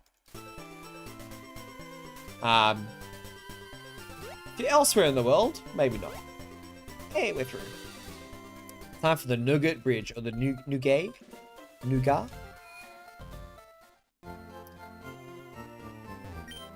Still an art form of expression game design. I am a game designer. Ish. I'm a game developer. I do programming as a job. On my 9 to 5, which is to say, a few days a week. And always aspired to sort of be a game designer. It's very tough to get in as a job as a game designer, but I've also made my own games and talked a lot about it and taught game design. And it is an art it's an art form of expression. My disappointment, if I have any disappointment with games, it's that I wish they were even more than they are now. Because when I was a kid and watching the evolution of games, I thought, imagine 20 years time. Imagine what games look like. And they've improved, but they're not quite where my imagination was. For the most part. Some games I do think start to get there. Usually the games that push... Oh, I forgot you're here. I hope I'm leveled up enough. In Europe, we just had regular spooky stories. Europe has the best spooky stories. It's where all the scary fairy tales came from, right? It's Europe. Oh dear, I don't have anything good against this. We're gonna stuck at the old Gary Oak, are we? Never heard of Goosebumps Choose Your Own Adventures. We love those. Look them up. They're probably, I mean, does fiction age? See if your library's got one. Remember libraries. Libraries are like a place you can steal books because they're free. And then when you've done reading, you give them back. No one even bats an eyelid. Amazing, right? Also amazing, this Pidgeotto didn't... Sand attack did nothing and it didn't even hit me. That might be more amazing than libraries. That's the most useless Pidgeotto I've seen. Level 17 just used sand attack and died. Sure, level up my Zubat. Because I want a Golbat eventually, I guess? I don't know. Oh, that was the most useless. It's the most useless Pidgeotto. Truly a Pidgeotto of all time. Right? One of the most Pidgeottos you'd ever seen. When we saw that all happen, we went, wow. That was a Pidgeotto. No wonder Ash left it behind.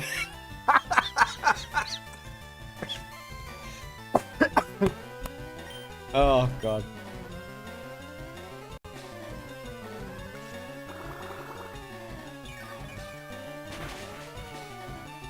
I don't know why I'm fighting this with Zubat. Just felt like it made sense. I was gonna say Gary's team. This guy's named Ash in this game. I don't know why. Unless you pick Ash for his name.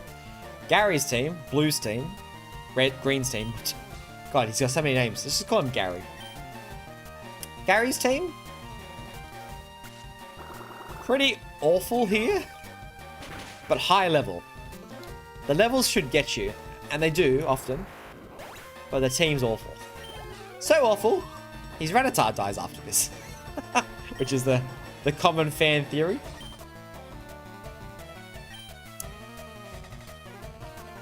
That Rattata dies after this fight. Because he never uses it again, right? This is the last time you see his Rattata. And the first time you see his Rattata, actually, right? It appears and disappears. Which means that what happens right now is canon. And canon is that I karate chop this Rattata. And it's so super effective that the next thing Gary Oak does is go to Lavender Town and bury it. Because it's dead. And that's canon. That's a canon event.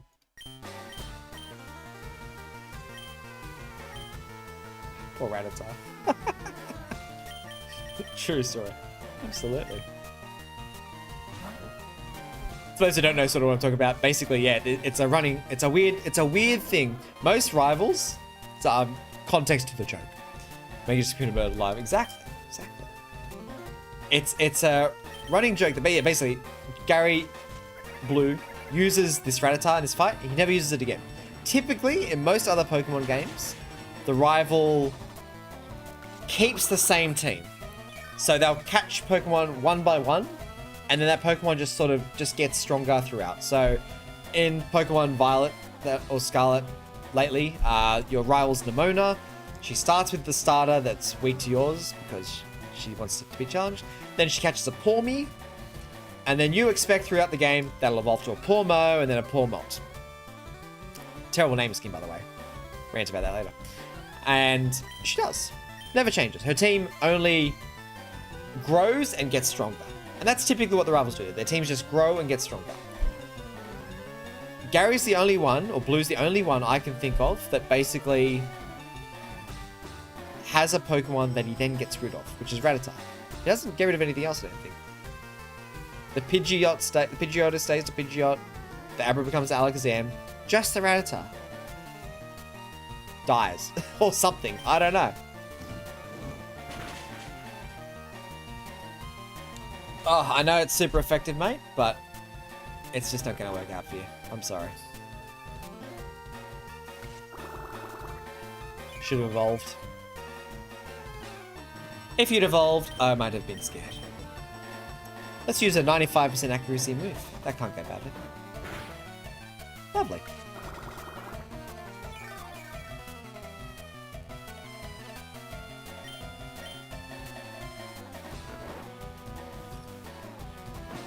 Much appreciation to Noir and Jimbo for being here chatting to me. And being witnesses to see that I wasn't involved in that murder. You know where I was. I was at home. Gary shouldn't have pressed B during Evolution. I think he did for at least 2 Pokemon here, right? Because Rattata should have evolved. Or not. No, he wouldn't have evolved by 15, sorry. It's 2 weeks still. A Charmander would have. Bloody amateur. He's going to tell me, take it easy. He's literally there holding his Rattata going, take it easy, you've won already. He's dead. He's dead. Take it easy. And then he perks up. Hey, guess what? I went to Bill to go to show me his rare Pokemon. That had pages of my Pokedex. He invented stuff. Go thank him. I better get rolling. Smell you later. Oh, Generation 3, he comes back. More smack. I feel sorry for you. I'm the one who killed your Rattata, I mean. Alright, also, okay, we're gonna have a little side rant about this too. But my throat is sort of hurting a bit, because I've been talking so much. And I didn't talk all last week, just to my kids. You know, I only need to whisper to my kids. They're very little ears. Good hearing. That's one thing about kids, good hearing. Good hearing, terrible listening. That's a thing about kids. They can hear you from a mile away, but they won't listen to what you say. Yeah, because I did stream last week, so I haven't actually talked very much for a bit, so apologies if my throat gets a bit gravelly. Where was I? About to rant about. I was about to rant about something. I don't remember what it was. Let's go. Let's continue. It's good having a Mankey because I can just karate chop all the normal types that come my way. Bum, bum, bum. So, just as a quick heads up, I won't be streaming tomorrow. It's Australia Day here, which means it's a public holiday. Not that that really affects me, as far as work goes, because it's not like A, I'm paid for streaming, B, I have holiday from streaming. But more importantly, my kids are home, which means that it's impossible to stream. And And it's a public holiday for everyone else, so they like to hang out and do things. So I won't be here tomorrow, unfortunately. Make it good for killing Rattatas, be up normal time. Exactly. Sort of why I leveled him. I was like, this will save some time. Has it saved time? I don't know. It feels like it might. Yeah, usually on this channel, what I'm going to be doing typically is playing for 2 days a week. Thursday and Friday. I'd love to do more, but obviously until I figure out the ever struggling figuring out of money and time, and the fact that time keeps going and money keeps going the other way. Time goes up, money goes down. Until I solve that conundrum, I only have those 2 days to stream. So with Friday out, just means 1 day this week. Next week will be a 2 day stream as usual. So please do follow or watch or subscribe or like or whatever it is that you like to do, so that I forgot to see what he's sitting at, so that you can see what we're doing next week. But every week there'll be a new game on its anniversary. We're going to throw a leech seed here because it's going to take a while. Then I'll send out something else, because now that I'm fighting this Pokemon, it actually might be nice to have a Pokemon with wing attack, which eventually a Zubat will learn. Right? Eventually. Stretching my memory here. Oh, I remember the rant I was going to go on. We'll get on there in a second. Just a minute. I can't do it in battle. Let's have lots of battles. What time are we at? 1:15. My, how time flies.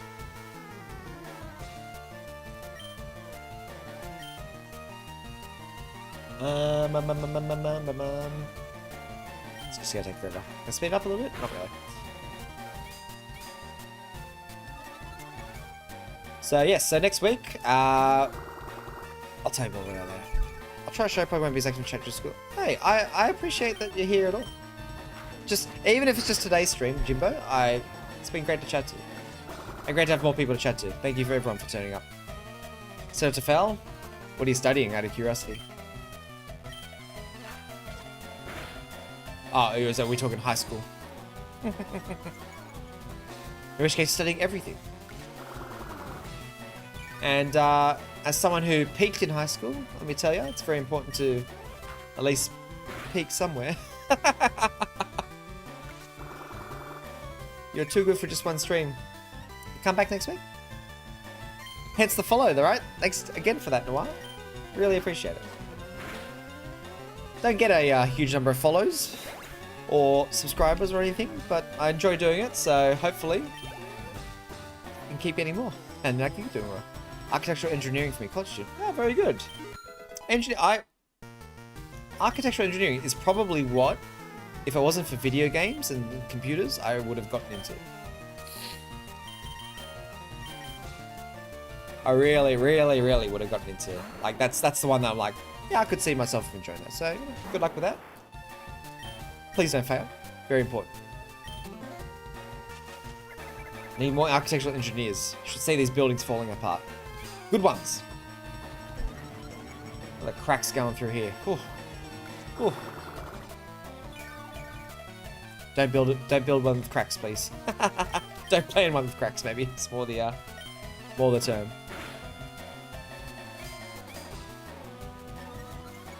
But yes, so yeah, every week we'll be doing a new sort of like look at an old game on its anniversary. Next week, I've got 2 games I've penciled in, and I'm debating between. Eventually, what I probably will do is try set up polls and stuff like that. But I'm still sort of figuring myself out in all this, trying to figure myself out. And for now, it's sort of just like, oh, let's get some magic up XP. Don't play in faulty buildings. Easier said than done. You've seen how many faulty buildings around. Eventually, I'll do polls and this sort of stuff. But for now, I've got penciled in either Octodad Dudley's Catch, which I've never played, but is, God, how old is that? Why is that an anniversary? 10 years old. So, you know, sort of newish. Or, the one I'm probably going to do, is Silent Hill turns 25. And Splash. Very good Splash. Silent Hill turns 25. I've never played Silent Hill. I have seen Silent Hill played by my cousin, and my cousin got so scared, I didn't see much of Silent Hill. And that's as much as I ever saw of Silent Hill. Was my cousin gets scared of playing Silent Hill. But I was pretty young when I saw it, 25 years ago. So I saw it and went, well, I don't like scary games, I'm a kid. And so I didn't play it either. And that's a game I feel like I expect to be dated. But I've also never played it. So I'm curious if it's still... Could it be scary despite the evolution of graphics and sound and time? And the great things about it, not a horror game person, there's some Silent Hill action, even if you don't play it next, I'll hold it. Okay, I'm doing it. I'm doing it next. Yeah, I'm not a horror game person either. I will be curious as a non-horror game person, whether A, I would find it scary at all, or B, do I find it laughable? Because I find horror movies pretty funny. I actually laugh at my horror movies. So even if you are scared of Silent Hill, or sorry, even if you are scared of stuff, feel free to tune in because I might just laugh at it. I'm sorry for Silent Hill fans if I do, but I can't control my emotions. If I'm going to be scared, I'm going to be scared. If I'm not going to be scared, the only alternative is either I'm bored, and I don't get bored with many games, or it's funny, and it's probably going to be funny. I always laugh at horror movies in theaters, yeah. I remember once, I think me and a friend once went to a horror movie, and people got mad at us for laughing because it was ridiculous. I mean, come on. They're ridiculous, some of those horror movies. You know, if you ever done the drink... Well, not... Before I did drinking games, we still did, like, a tallying game.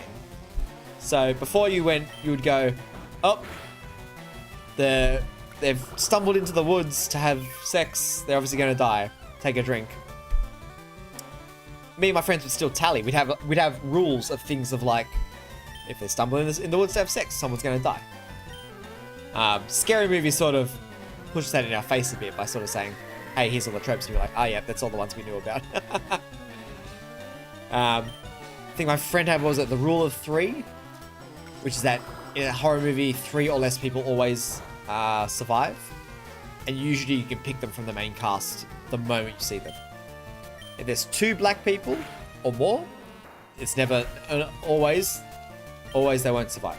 Typically, the black person doesn't survive at all. Which is, in the old ones, you'd be shocked how much that happens. But, yeah, sometimes I just laugh. I remember watching even ones that are meant to be scary. I remember watching my friends be scared by, like, Texas Chainsaw Massacre. I thought it was hilarious. Funniest thing I'd seen.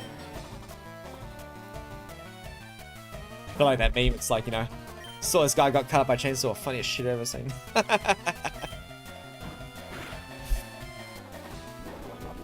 I don't know. I can usually see into the matrix of the movies a bit too much to usually be scared. Jump scares are another level. It doesn't matter. I will get jump scared. But also, I've not really played a horror game. Probably on like a decade or something. So and it's an old horror game. I don't know. I don't know how it's gonna be. Will I get scared? I do get very immersed in games. But I've also avoided horror games. So anyway, it's all a bit of a distraction. We're playing Pokemon at the moment. Pokemon, not very scary. Paranormal Activity 2 is a freaking scary AF scene. We all laughed because everyone was so conscious of each other being scared. Yes. Nervous laughter, breaking into real laughter. It's good. It's almost like an instinct you've got in your brain. It's like I've got to laugh, otherwise I will cry. Which is what you can say when you look at the modern world. I have to laugh, or else I will cry. Silent Hill's a great series. I know many great things about it, but I've yet to play it. I've talked about game design of Silent Hill, but I've not played it. Isn't that weird? But you know, I was a game design and game programming teacher, and I talked about lots of games that I'd never played. But you know, we're in textbooks to talk about things, to talk about how things have changed or whatever. I could tell you lots about lots of games that I've never played. I've never played the Missile Command back in the arcade machine, but I can tell you that he got so immersed in the making of that game that he started having nightmares about nuclear war and nuclear holocaust, basically. Nuclear wars happening constantly. Never played it. I don't know if you feel that yourself, other than the person who made it.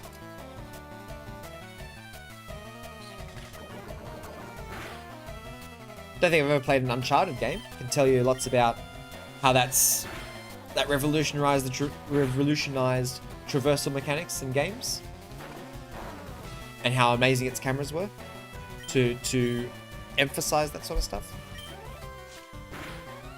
Never played Super Mario Sunshine. Can tell you how people feel about the flow and the freedom and the control that you have in it. Well, I think Silent Hill's in that genre for me. It's that weird genre of games I've not played, but I know a fair bit about. But also, I'm old and my memory doesn't work very well. So, how much do I know about Silent Hill anymore? I don't know. I have images in my head of what Silent Hill looks like. That might be Silent Hill 2. It's not Silent Hill 4. That one I know looks different. I don't even know what number Silent Hill are up to. Any ideas?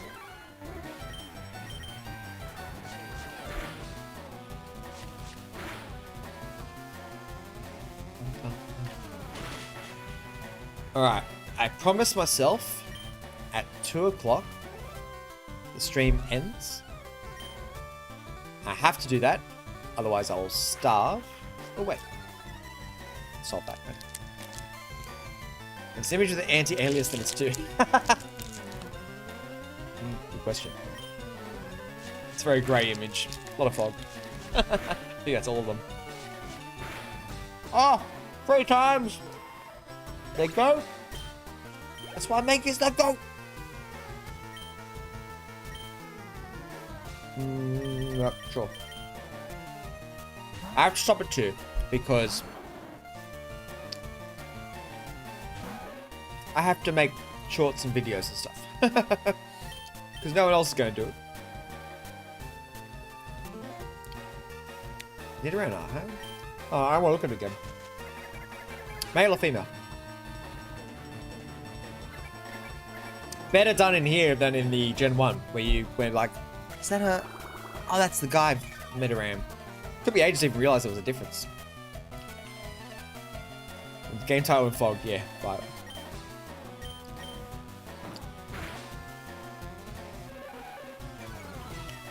Male, yeah. Typos, don't worry. We live in an age of spell check, autocorrects. I'm used to reading typos. My wife will always send me messages. Sent me one the other day, which was like, oh, I'm pretty tired tonight. I don't think I'll be able to what'd you say? I don't think I'll be able to cool. And I knew she meant cook. But, like, she's too tired, she won't be able to cook. But, I said cool. And I'm like, oh, so tired that you, like, can't actually cool down. That's weird. Like, you're so frustrated that you're tired. He'll not hear.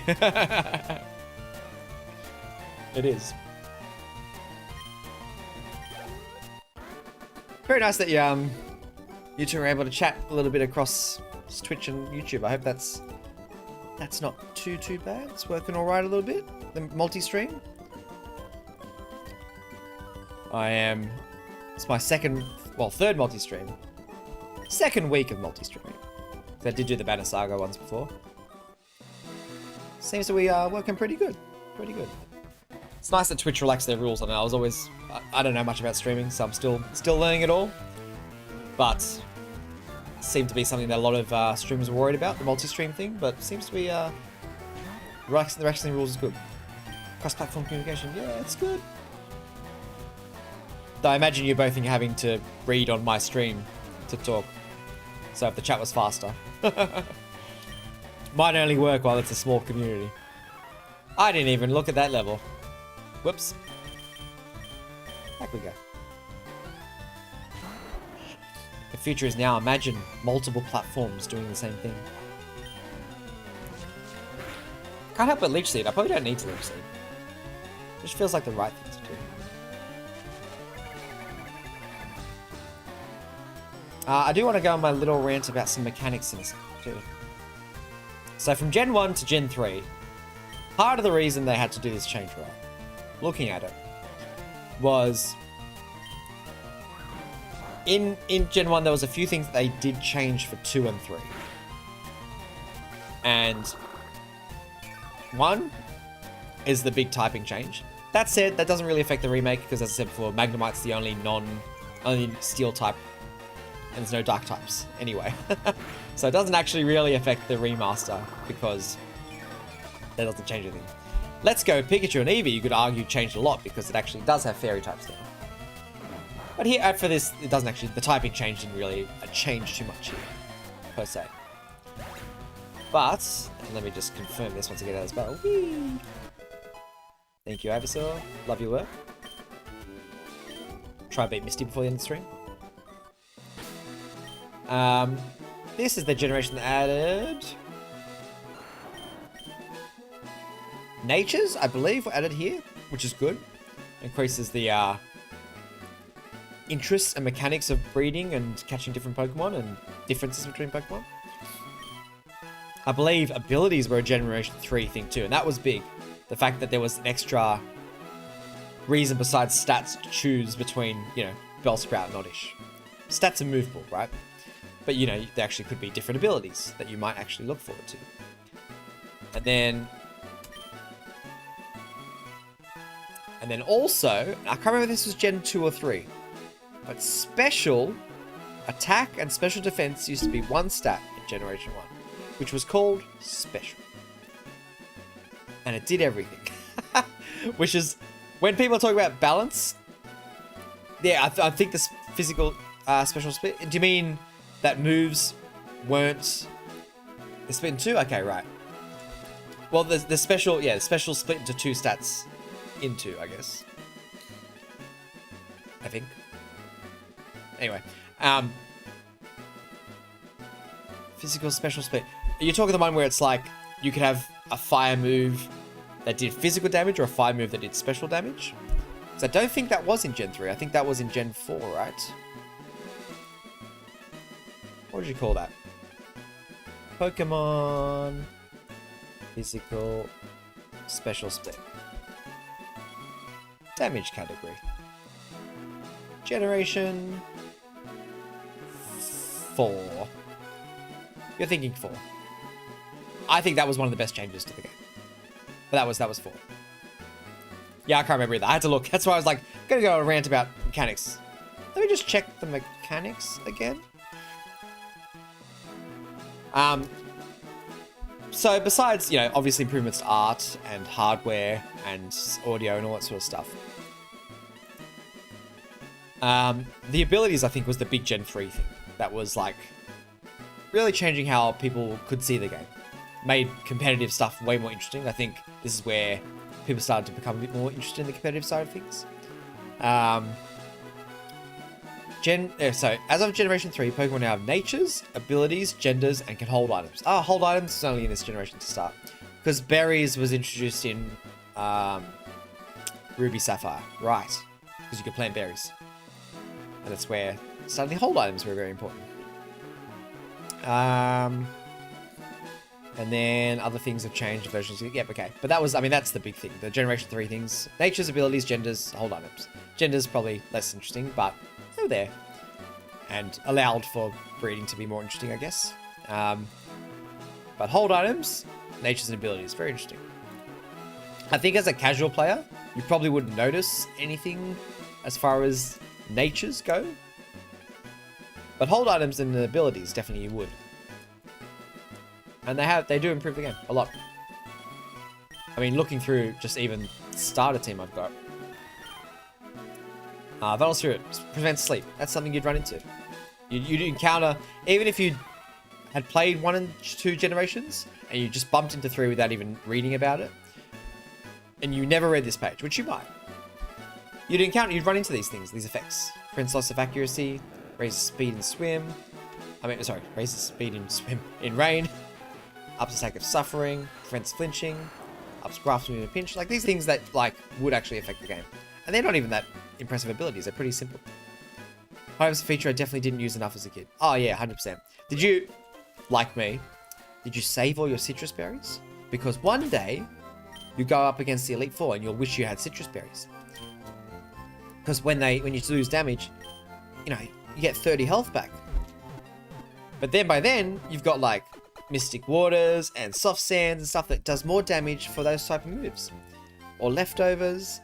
And so you just have 100 citrus berries and orange berries sitting in your bag. As well as all these other berries you just never think to use, like the ones that stop you from sleeping and stuff. Which probably, if you knew the game inside out, you'd go, oh yeah, I'm going to put on the anti-sleep one because I'm about to get slept. But you would never do that as a kid. Orange berries was basically orange and citrus. And you had to hoard them. So you had to plant them again. And then you'd sleep in, or you'd forget to play one day, and all your berries would just die. Which is the worst mechanic. Because kids can't play with it. Like, they basically started coming up with retention mechanics for Pokemon. Before mobile games were trying to do it. Come back to Pokemon every day, or you'll miss out. Oh shit, I don't want to miss out on the 60 berries I planted yesterday. You know, when it's 10 HP, I'm a classic hoarder. I always get to the final boss in any RPG, and I've got every game known to man by then. Every item, sorry, in the game known to man. And I still don't use them because I've learned to play the game without them. Final Fantasy, never use the items. Kingdom Hearts, never use the items. Until, except for that little period in Kingdom Hearts, before you get the Cure move. Then you do to use the items, because you haven't got Cure yet. Once you get Cure, you basically sell your potions. That's how I play it. Right, still on headphones though. That's alright. Thanks for still sticking around a while. Alright, I'm gonna squeeze in a quick run through to Bill. And then beat Misty. What if I need the elixirs after a bit of the game? What if there's a secret bot? Yeah. Honestly, by then, you've gotten so far through the game, you actually forget you've got the elixirs. You forget what elixirs even do. You're like, wait, do these fully heal me? I don't remember anymore. And because you don't remember, you just stop. You just don't even think. You don't even consider them an option. Because you've hoarded for so long, they are no longer an option to be consumed. I think the only reason I'm not a real life hoarder is that I sort of hate, I hate stepping over mess. And I don't have time to organize stuff. If I had an infinitely large garage, I didn't have to worry about space, I probably would be a hoarder. just like in the games I play. Alright, I've got to catch a oddish and named Taco Jr. Oliver, hello! Thanks for joining us. We are discussing hoarding. And the inability to use items even when you need them the most. But right now I'm just going to catch an oddish. Who heals such being to be hoarded? Yeah, what if there's a status effect? That's going to really hit you later on. No one asked me to catch an Abra, so well. Oddish! That's a Bellsprout. Is there no Oddish in this game? I've got the wrong game. Sorry, Taco. I'll catch this one and call it not Taco Jr. Alternate Taco Jr. When you come back, know that I tried. I looked. I critical hit. It's not even not Taco Jr., it's just dead. Sorry, Taco. Oh Weedle. Charles haven't caught. Alright, I want to catch a not Taco Jr. And then we've got a Seed Bill. Oh, usually the Abras are hard to find. Here, get in the ball.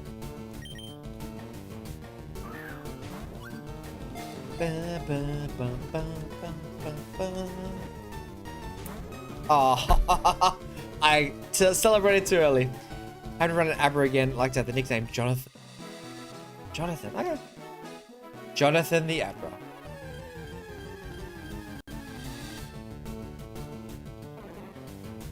Mundane name's funny. Yeah. I think Shriver or Chloe said it before, but when you've got just another Nathan, it's pretty funny. Come on, Fury Swipes. What's the hit percentage on you? Come on.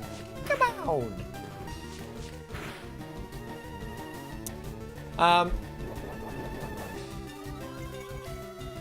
I've always... How do I say it? I feel like Pokemon always does a pretty average job. Exemplifying the usefulness of stat boosting moves. A lot of people, I mean, it's to the point where it's a common... Let's sit up again. Oh. Oh. It's a bit of a... I'll just come with it. It's a bit of a common joke, and it's very true. Why would you do a stat boosting move? And people like to meme on kids, like, kids don't understand the power of a stat boosting move.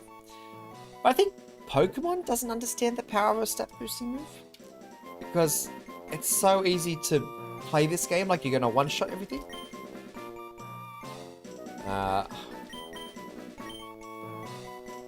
Not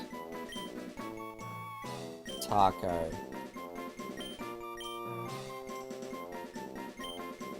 Not Taco Jr. There you go.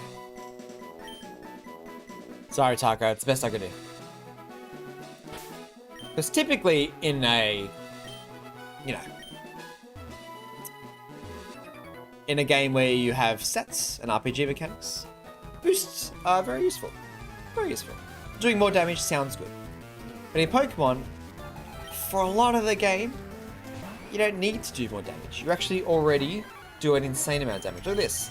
Neutral damage. Mankey on a march up. If I spent a turn stat boosting, I could kill him in 2 hits. Or I could kill him in 3 hits. And it's the same amount. And if I stat boosted, I'd be dead anyway. So the PV up. Oh yeah, no, so I'm talking about like the stat boosting moves. Like growth and swords dance and all that sort of stuff. And they are useful, but for the most of Pokemon, it doesn't get the usefulness across. That's sort of what I'm saying. Oh, but yeah, the items, even perfect example of like not very well explaining the mechanics of the game to players. Someone asked before, I can't remember if it was you, Jimbo, or Noir, or someone else. But, you know, when did you learn about IVs and EVs and DVs and all that sort of stuff? And if you don't look up online, you have no idea. I think that's just poor workmanship. PP Up is a very unfortunate name. They knew. They knew. They knew exactly what that was. Which is why they didn't change it when they added PP Max. Maximum! To the moon! PP. I think they're proud of that. Yeah, I mean, that's what I'm saying. It's just one of those things where I'm like, when you read up about it, you actually get more interested. By then, you're probably a pretty deep diving fan if you're reading up on how the mechanics of Pokemon work. But yeah, it's just like not in the game. I always find it weird. Like, and also then hidden. You can't then go, okay, how is my EV training going?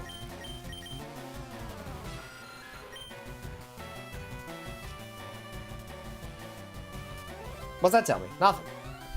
That tells me stats. Doesn't tell me anything about IVs, EVs, DVs. They got all these things. They're just hidden. I think it's just a shame. It's actually not. The fact that players have basically had to search through rumors, code, and all this sort of stuff to understand how the game works is a missed opportunity for a game that's meant to be targeting kids. Sorry, targeting kids is the wrong way to say it.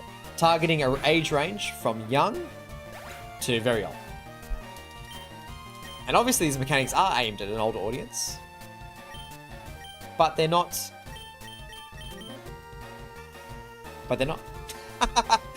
can leave it there.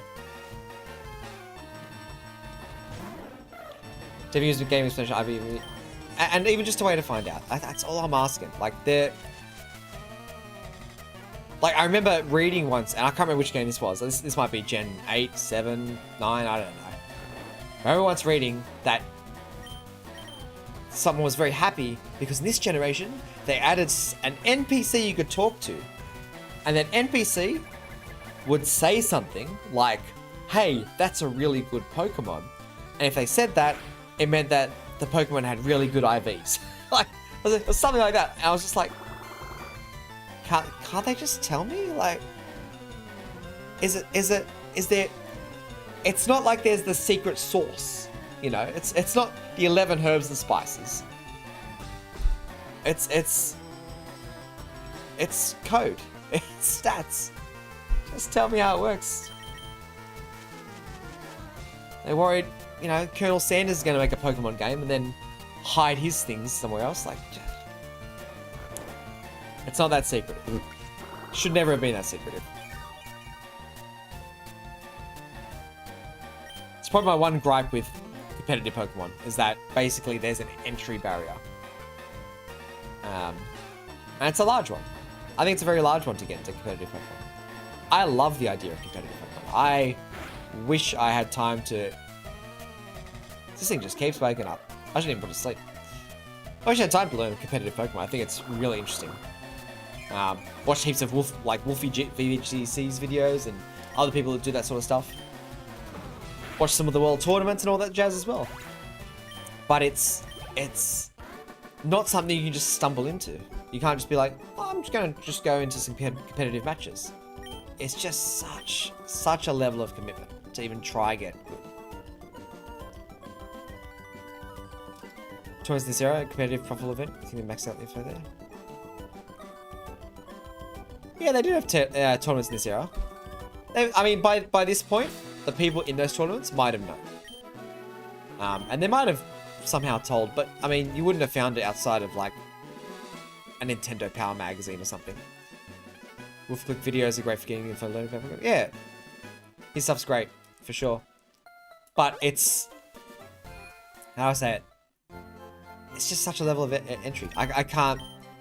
I think the games that are best competitively not only have huge amounts of depth, which Pokemon has, huge amounts of depth, and good balancing, which Pokemon sort of can have at times. Though, I mean, ban lists sort of prove otherwise. But I think they are games that people can pick up and basically competitively play without needing to, like, hit a huge learning curve. And, you know, they might get pretty destroyed, but they will have at least made it feel competitive, not super one-sided. Good background noise for studying too. That's good. Everyone's got their own things they can put in the background to study to. I imagine I am not very good to listen to study to, because I'm a bit of a rambler, and the Australian accent, not particularly great on the ears. Wish Pokemon had better entry point to competitive, for sure. Agreed. Hard agreed. Hard agreed.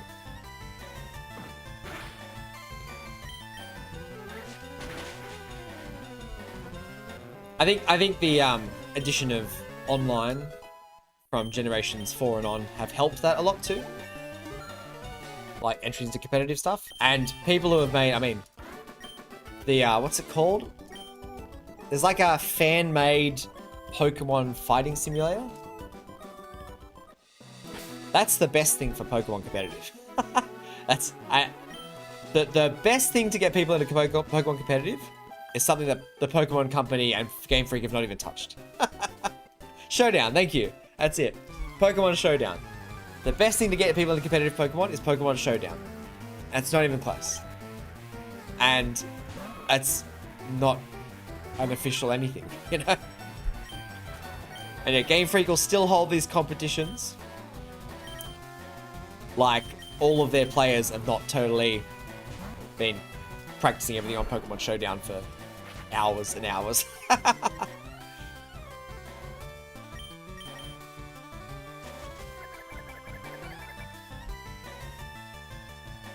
Oh, excuse me. How do we have time? Oh my gosh. Time is flying. I forgot to have more bites in my music bar. It's so easy in streaming just to forget to eat. I don't know. Probably like talking. Oh, sorry, no. Probably like gaming. Talking. I was him talking. I was him gaming. But I think every gamer has that moment where they're, you know, have just been playing a bit too long. For me, it was when I was in uni. No, when I moved out of home. This was the bad one. I moved out of home, and Guild Wars 2 came. I got really big into Guild Wars 2. Huge into Guild Wars 2. And I'm not a morning breakfast person, right? So I would typically wake up in the morning and go, not really feeling very much to eat. Maybe I'd grab a muesli bar, piece of toast, not very much. And then I was like, it'd be like a weekend. I'm out of home, my place is tidy. So that, you know, everything's alright, I got nothing to do, shopping's done. Clothes are washed. Just going to game for a bit this morning. And then, it was 2 p.m. I haven't eaten since 7 a.m. And you go, oh! And you like stumble to the kitchen and then you got nothing, you're starving. And so you stumble to the nearest McDonald's and you order way too much. You regret everything you've done in your life. You regret the entire weekend after that. And before that. Streaming does the same thing. I'm having too much fun. I'm forgetting to actually eat and drink. Last week I had lunch during this. You guys have kept it so entertaining. Thank you, Noir and Jimbo. And people turned up earlier. Miku and Taco and Shriva. Y'all forget to eat because 2 players on dead. Yeah. It's good. Good music bar. But I will have lunch straight after this.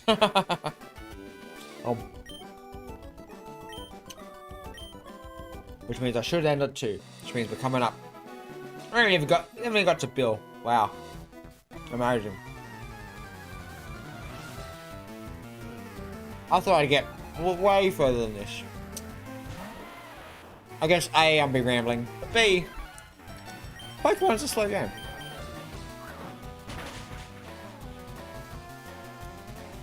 It just is. That's okay. Not here to be a speedrunner. I haven't got the patience for speedrunning. Seems ironic, right? Speedrunners trying to do everything as fast as possible. But they've got the most patience of them all. Because they will literally do a thing again and again and again. Until they get it so perfect you wouldn't believe.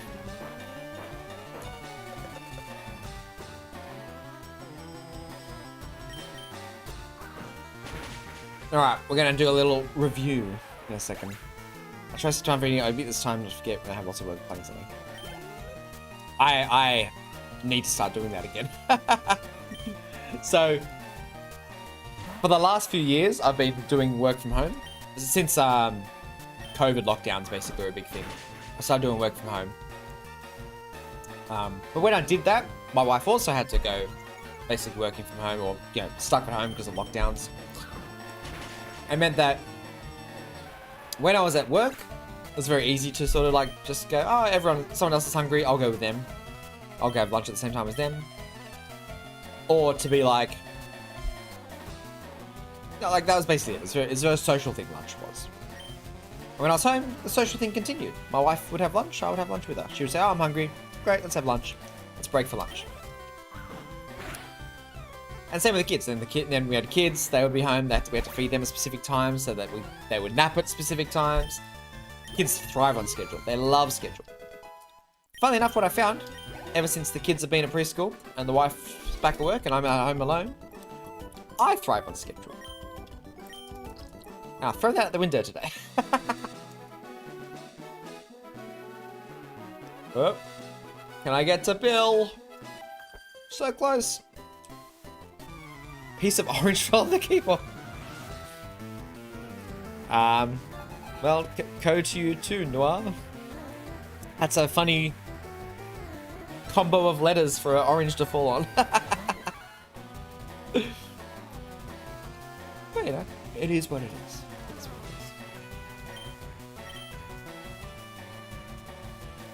it is. How much is this do not effective? Very good. Alright. Let's get onto a review for us in a second. Just gonna quickly, super quickly, beat this one, and we'll talk about it. Because I can't be distracted by combat music. It's too. I've got to push buttons. Guess in Portuguese not commonly used. Oh yeah. Don't follow my schedule for a day and back until I catch up. Yep. Everything goes out of whack. There's the danger of throwing a schedule away. Brick porridge. I need more oranges in the house. More a banana man myself at the moment. It's off bananas for a while. But now I'm back on them. Good fruit discussion. Very important. That's what you're here for. It's the top tier streaming that we're all here for. Thinking about what fruits I eat.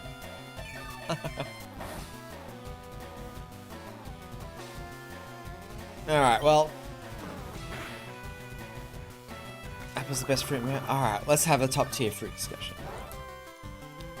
Green or red? That's the first problem, because when you say apples, I didn't know this, because I like both apples. They definitely taste a bit different, but you know, they're still apples at the end of the day. You know what you get. Some people are very against green. Some people are very against red. Green are too tart, red are too sweet. Red are tastier. See? I think green are tastier. Now what? Please don't unfollow me. We can have a difference of opinions and still be on. Still get friends. Still be friends.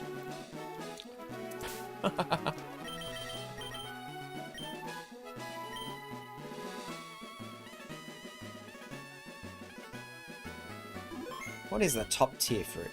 It's hard to go past apples. Apples are the classic. I think apples are the classic when people think fruits. I think mango's the best fruit. I don't think you can beat a mango. Mango's the best. Yep. Alright, done. They invented gravity. Gravity didn't exist until one brave apple went, I'm gonna knock that guy in the head. Red apples because the first seed. Very good. Alright. Big review time. Oh. So, let me open up my thing. My little document. My little documentary. For those who didn't tune at the start, part of what we're doing here is exploring if this game is timeless. I explained a bit about why I'm doing that at the start. I'll probably re-explain it 100 times. But just want to see, do things hold up over time? And this was an interesting game to start with. It came out 20 years ago today. I mean, this week, so I had to pick it. But As I said, it was a remake, a remaster of an original game that was before. And that game probably is not timeless. So is the remaster timeless when there's a remaster that follows it in a way? And what makes it timeless and all sort of stuff. Now, when I think about rating this game, we've talked about it before. The art, I think the art still holds up. It's a little dated compared to what pixel art can do. However, you can still find a lot of games, indie games, that will strive for a look this clean. It's got style. It's got style to it. And they were working with limited hardware. If they had better hardware, they might have crammed in more pixels. And you can see that in certain things too, right? Like the trees. Someone put a lot of work into the trees. Is my mouse working here? It does not. Someone put a lot of work into the trees up there. Even stuff like the fences and the mailbox look pretty good. The people look very good. But you can also see where they've just gone, well, here's a house. It's alright. It's not too bad. Main character's very good. But they had limited pixels to work with. Some things just were going to be hard to do, like grass. 3 little dashes. Hooray! So it's holding up really well. The art, that is. I think potentially you could argue it's a little dated compared to what modern pixel art would definitely do. Even if it was going for a lower pixel style. Music, it's in the, as was mentioned by Hatsune Miku before, the music is in that sort of MIDI era. And there's still definitely a bit of, how do you say, it's a lot of graininess to it. And the music is also, I find, particularly, quite blaring in Pokemon. In some times like this, I wouldn't mind it being a little chiller. Like, it's giving you that go explore vibes. But it's big on the, like, brass section, is how I would describe it. But I'm not a music person, so it's hard to exactly define what's going on there. But, you know, the quality, but this is the quality of the hardware, right? There's only so much they could do. And you can play games without sound. And the hardware, I mean, if anyone's whipped out a Game Boy Advance in recent time, it's probably still working. 20 years on. It's not a problem. Now, gameplay-wise, here's where I'm curious. So let me collect my thoughts, because I'm curious where they end up. Because like all things, I just talk and ramble and see where I end up. But the core of Pokemon sort of never changes, right? It is, you get a team of 6, you pick them out, you come up with a balance, you pick some moves. It all makes a lot of sense. That hasn't changed. So that almost cannot date, because they've never changed it. Never changed it, does not date. Pokemon tracks are quite bombastic if you use them correctly. Yeah, they are. Bombastic's a good way to describe it. They're big. Bigger than they should be at some times, but that's good sometimes too, because they're getting your head. But yeah, mechanically, the Pokemon formula basically never changes. Thus, arguably, you could say, far as combat goes, you could jump back to any Pokemon game and sort of never aged. It's not aged. It just is forever. But some of what makes Pokemon combat interesting, or the fighting system interesting, and the level ups and all that sort of stuff interesting, comes with the progress that Pokemon's made since then. The physical special split that was mentioned before, obviously was a big change, but this is also the game where they added abilities. I mean, this is the generation where they added abilities. But when you start getting into, but it's also got no fairy type. I think when you start getting into older versions of Pokemon, we have to remember what rules do apply and what rules don't apply. It starts to get a bit tough to connect to if you know the Pokemon games very well. So, for example, we had a viewer before who said that Oras was their first game. Omega Ruby Alpha Sapphire was their first game.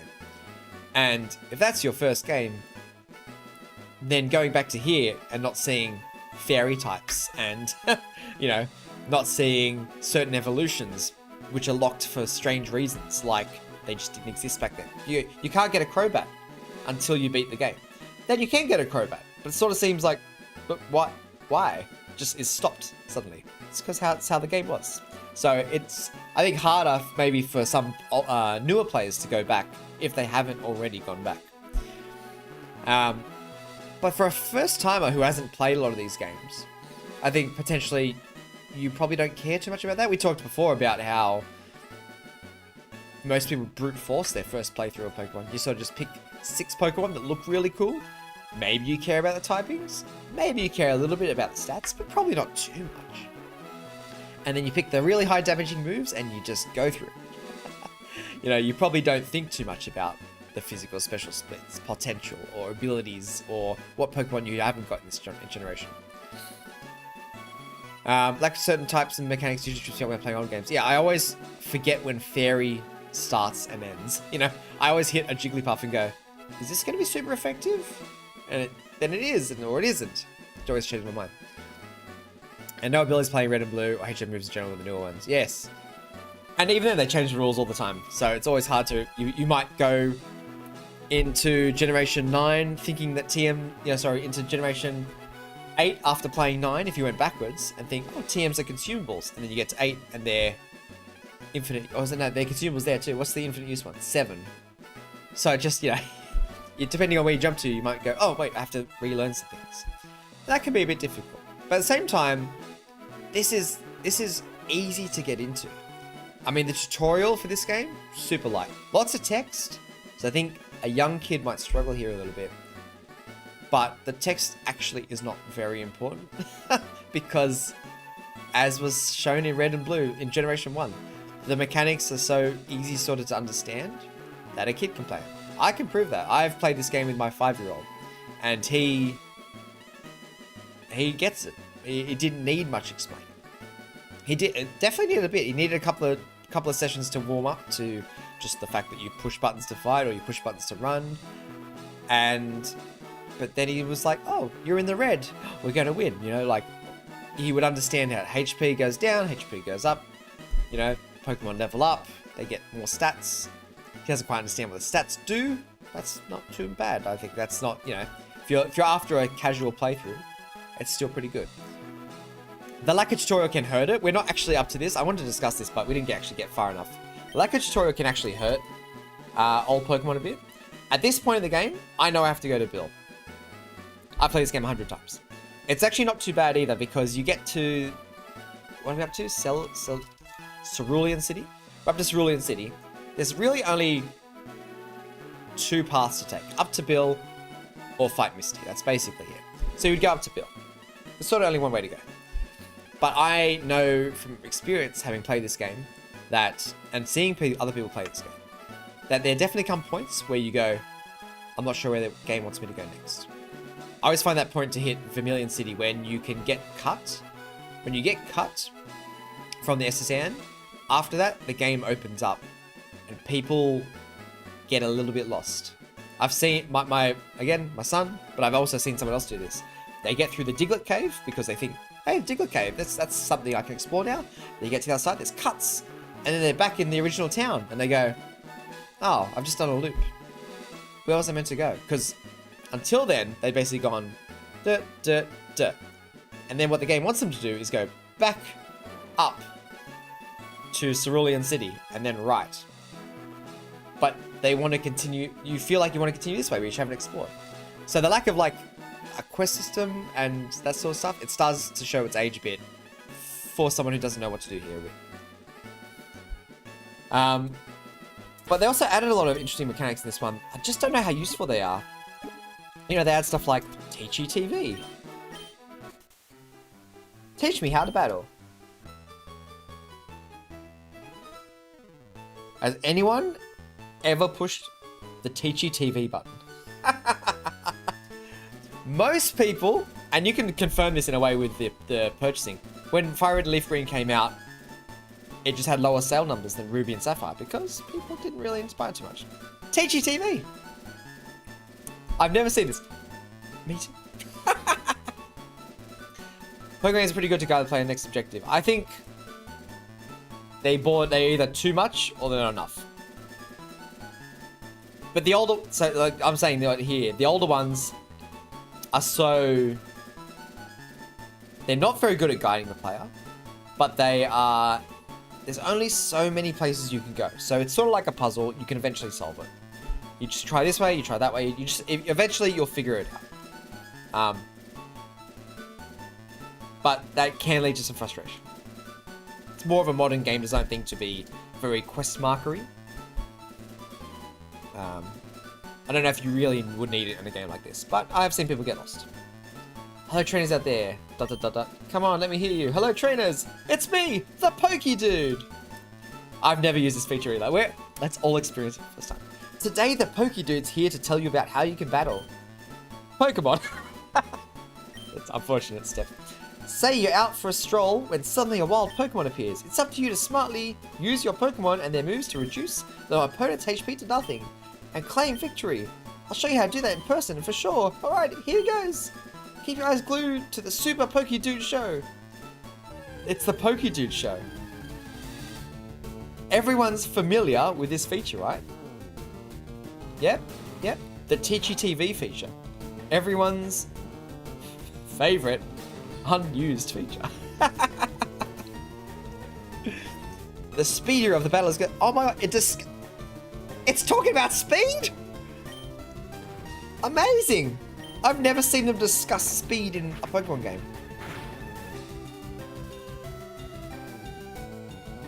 Pokedude's jacked. He was. Looks like my Rattata was faster than the Pidgey.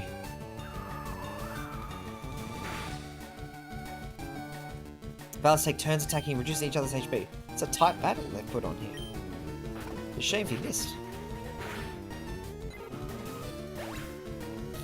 Teachy TV. Have you ever seen a streamer? Have you ever seen a streamer push the Teachy TV button? Forget that. You've never done it yourself. I might be the first person on the planet to look at Teachy TV.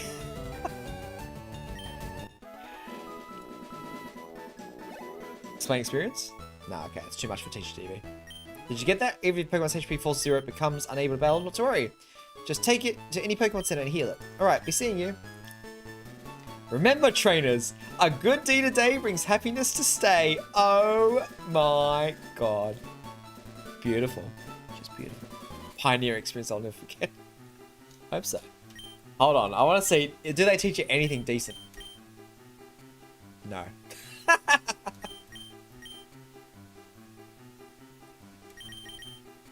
There you go. Teachy TV. First recorded use of this feature. If they had... if this was a modern game, and they had some sort of integration that sent analytics to a server, and they were looking at, you know, how many people did this today. It'd be like, oh, 6,000 people caught a Pidgey today. Great. And then there'd be this, like, alert. Woo, woo, woo. Someone has used Teachy TV, and somewhere a programmer's gone, no way! I made that 20 years ago! Finally! But I'm gonna use it too much. I gotta go. Fame checker. Oh, another very useful feature. Yeah, this one I have pushed before. It's like, flame checker, what's that do? And you can get a Pokemon. You can Oak. What is this person like? To make a complete garden Pokemon in the world. That was my dream. That's it. You can learn about the characters in the story. Everyone's favorites. Oak, Brock, Bill, Daisy. Daisy, everyone's favorite. Amazing. How good are game mechanics? Full shout-outs to the programmer and the art team, because someone had to build that, someone had to draw that jacked dude. And the translation teams, who then had to translate it, who even knew that that existed, Teachy TV existed. Blue Sister is Daisy, yeah, I knew that. But the game doesn't. Apparently I've never talked to her, even though she gave me a map. A little extra lobby. Oh, you never noticed? Okay, yeah, no. It's good. It's the hint that there's more. But also, I think it's like an example of a game mechanic that could be much more explained throughout. I think game diaries are super underrated. That's a different rant for another time. Maybe if I ever played Majora's Mask. When did that come out? Majora's Mask came out. 25 years ago. Guess what we're doing when Majora's Mask hits? Oh, what a great day. God, I love the nostalgia. Love the nostalgia. Oh, let me just look at all the work we did today. That's it. That's all we did. Nothing else. I just talked and rambled, and we got one badge after 3.75 hours of playing this game. Majora's Design. Oh. When we get to Majora's Mask, I hope I have more time to stream by then. Because I will not stop rambling about that. It's my favorite Zelda game. It's not the best Zelda game. I won't say it's the best Zelda game. It's my favorite. There's a definer. Best favorite. Ted Lasso does it. What was it? First concert, favorite concert. I think there's a similar thing. Best concert, favorite concert. It's a different thing. Best can be a bit more objective. You can say, I think this is the best. But sometimes it's something that just hits through. Let's go, one gym badge. Woo! We did it. Yeah, if I ever get to stream more, you would have seen all 8. But you probably see even more rambles about Pokemon. That said, I'm sure another Pokemon game will have an anniversary this year. Alright, so, sorry, getting back to the rating before I go, because I'm already over time and my stomach is starting to rumble. So, what I would have to say is, I think when I look at this game as a whole and everything it's got, it's pretty good still. I'm shocked how good it is still. I've got a rating system. Basically, I'll probably describe this in a video eventually, but it goes from bottom to top. Obsolete, as in a game that's no one really needs to play again outside of some nostalgia. Archaic, a game we've moved pretty far past. It's tough to play. Dated, it's tough to play, but still got lots of redeeming qualities. It's aging. It's a game that's maybe shown some of its age. Still pretty good. Ongoing, game that's still doing really well. Probably won't last forever though. Or timeless classic, a game that sort of doesn't matter how old it gets, it's good forever. And that's true in books and TV shows and all that sort of stuff. You can watch some TV shows and go, oh, the references have dated a bit. It's still pretty funny, you know? Like, you know, you can look at some of Faulty Towers and be like, oh yeah, some of those, that's still really funny. Some of the references have dated a bit. You know, it's a bit grainy in quality and whatever, but still really funny, right? Yeah, it's something that's maybe, you know, still ongoing or aged a little bit. But games should have this rating too. Games should have some timeless classics or some things that are maybe obsolete by comparison. I think in my rating system, again, I'll explain it a bit more later, but in my rating system, I probably have to put Pokemon like the LeafGreen FireRed versions from 20 years ago. They're probably, I think they're something like, do I want to say ongoing or aging? They're not timeless classics. I think there's a few minor flaws, which I think are starting to show their ages a bit. Just a little bit. But it's still really fun. It's hard for me to not just wear nostalgia rose-tinted goggles the whole time about it though too. The pixel art's still good. The sound's a bit tough. The gameplay's pretty good.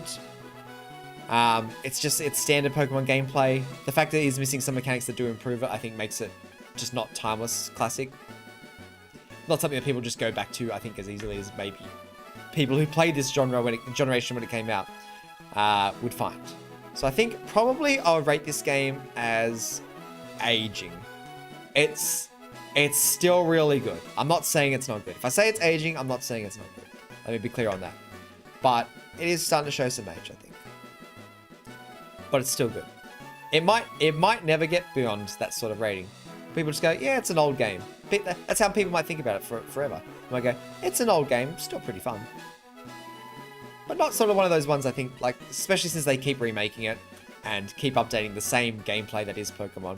I just think it's not one of those things that is eternal. Because they keep making it. They keep adding on to it. So, sort of can't be sort of forever. So yeah, aging. Still good, just starting to show a bit of its age, I think. Not as bad as Gen 1 or Gen 2. That might be another one. I'm curious, I don't know whereabouts, and this might be the Pokemon genre as a whole. Maybe everything that's not sort of recent might be in the aging area. It is close to, you know, I feel like it's also bordering that timeless classic because Pokemon is a timeless classic. It doesn't change very much from its original formula. But in that case, you probably should play a more recent one if you don't already have the nostalgia for it, which I do. Heavily have the nostalgia for it. And it's an easy play. It's an easy play. You don't have to worry about cutscenes and story. You just get into it, which is good. Anyway, that's my rating. Aging. Very good. Alright, thank you. Thank you very much to those who joined me for today. It's the chattiest stream I've ever had. Not for me personally, I always talk my mouth off. Your ears off. My mouth off, your ears off. Yeah, that makes sense. I always talk all that off. But really appreciate the people that have been chatting and talking to me the whole time. Noir and Jimbo, thanks for sticking around for a lot of the stream. It's been nice to chat to you guys. Glad to find you always had a great time, loved your content. Here for more. Yeah, appreciate it, Noir. I'm really glad you found me somehow. Somehow buried in Twitch. I appreciate it. And yeah, next week, tune in. We'll be looking at probably Silent Hill, which turns 25 years old. A game I have not experienced. This one, I had to try to take the rose-tinted goggles off, but next week, I have no rose-tinted goggles for Silent Hill. So it'll be a completely objective rating, or I'll get so immersed in it I won't be able to actually fairly rate it. But yeah, it'll be next week, and every week will be something new. And hopefully, I'll be spitting out some more videos and shorts, so subscribe, like, all that jazz. I mean, it helps me live the dream that maybe one day I could do more streaming. And I really appreciate it. It makes me happy. Being happy, very important. It's a good note to end on. Thank you very much, YouTube recommendations, for bringing Jimbo to this. And for anyone else who popped in. And we'll see you next time. Bye-bye. See you next week. Where's the off button? Bye.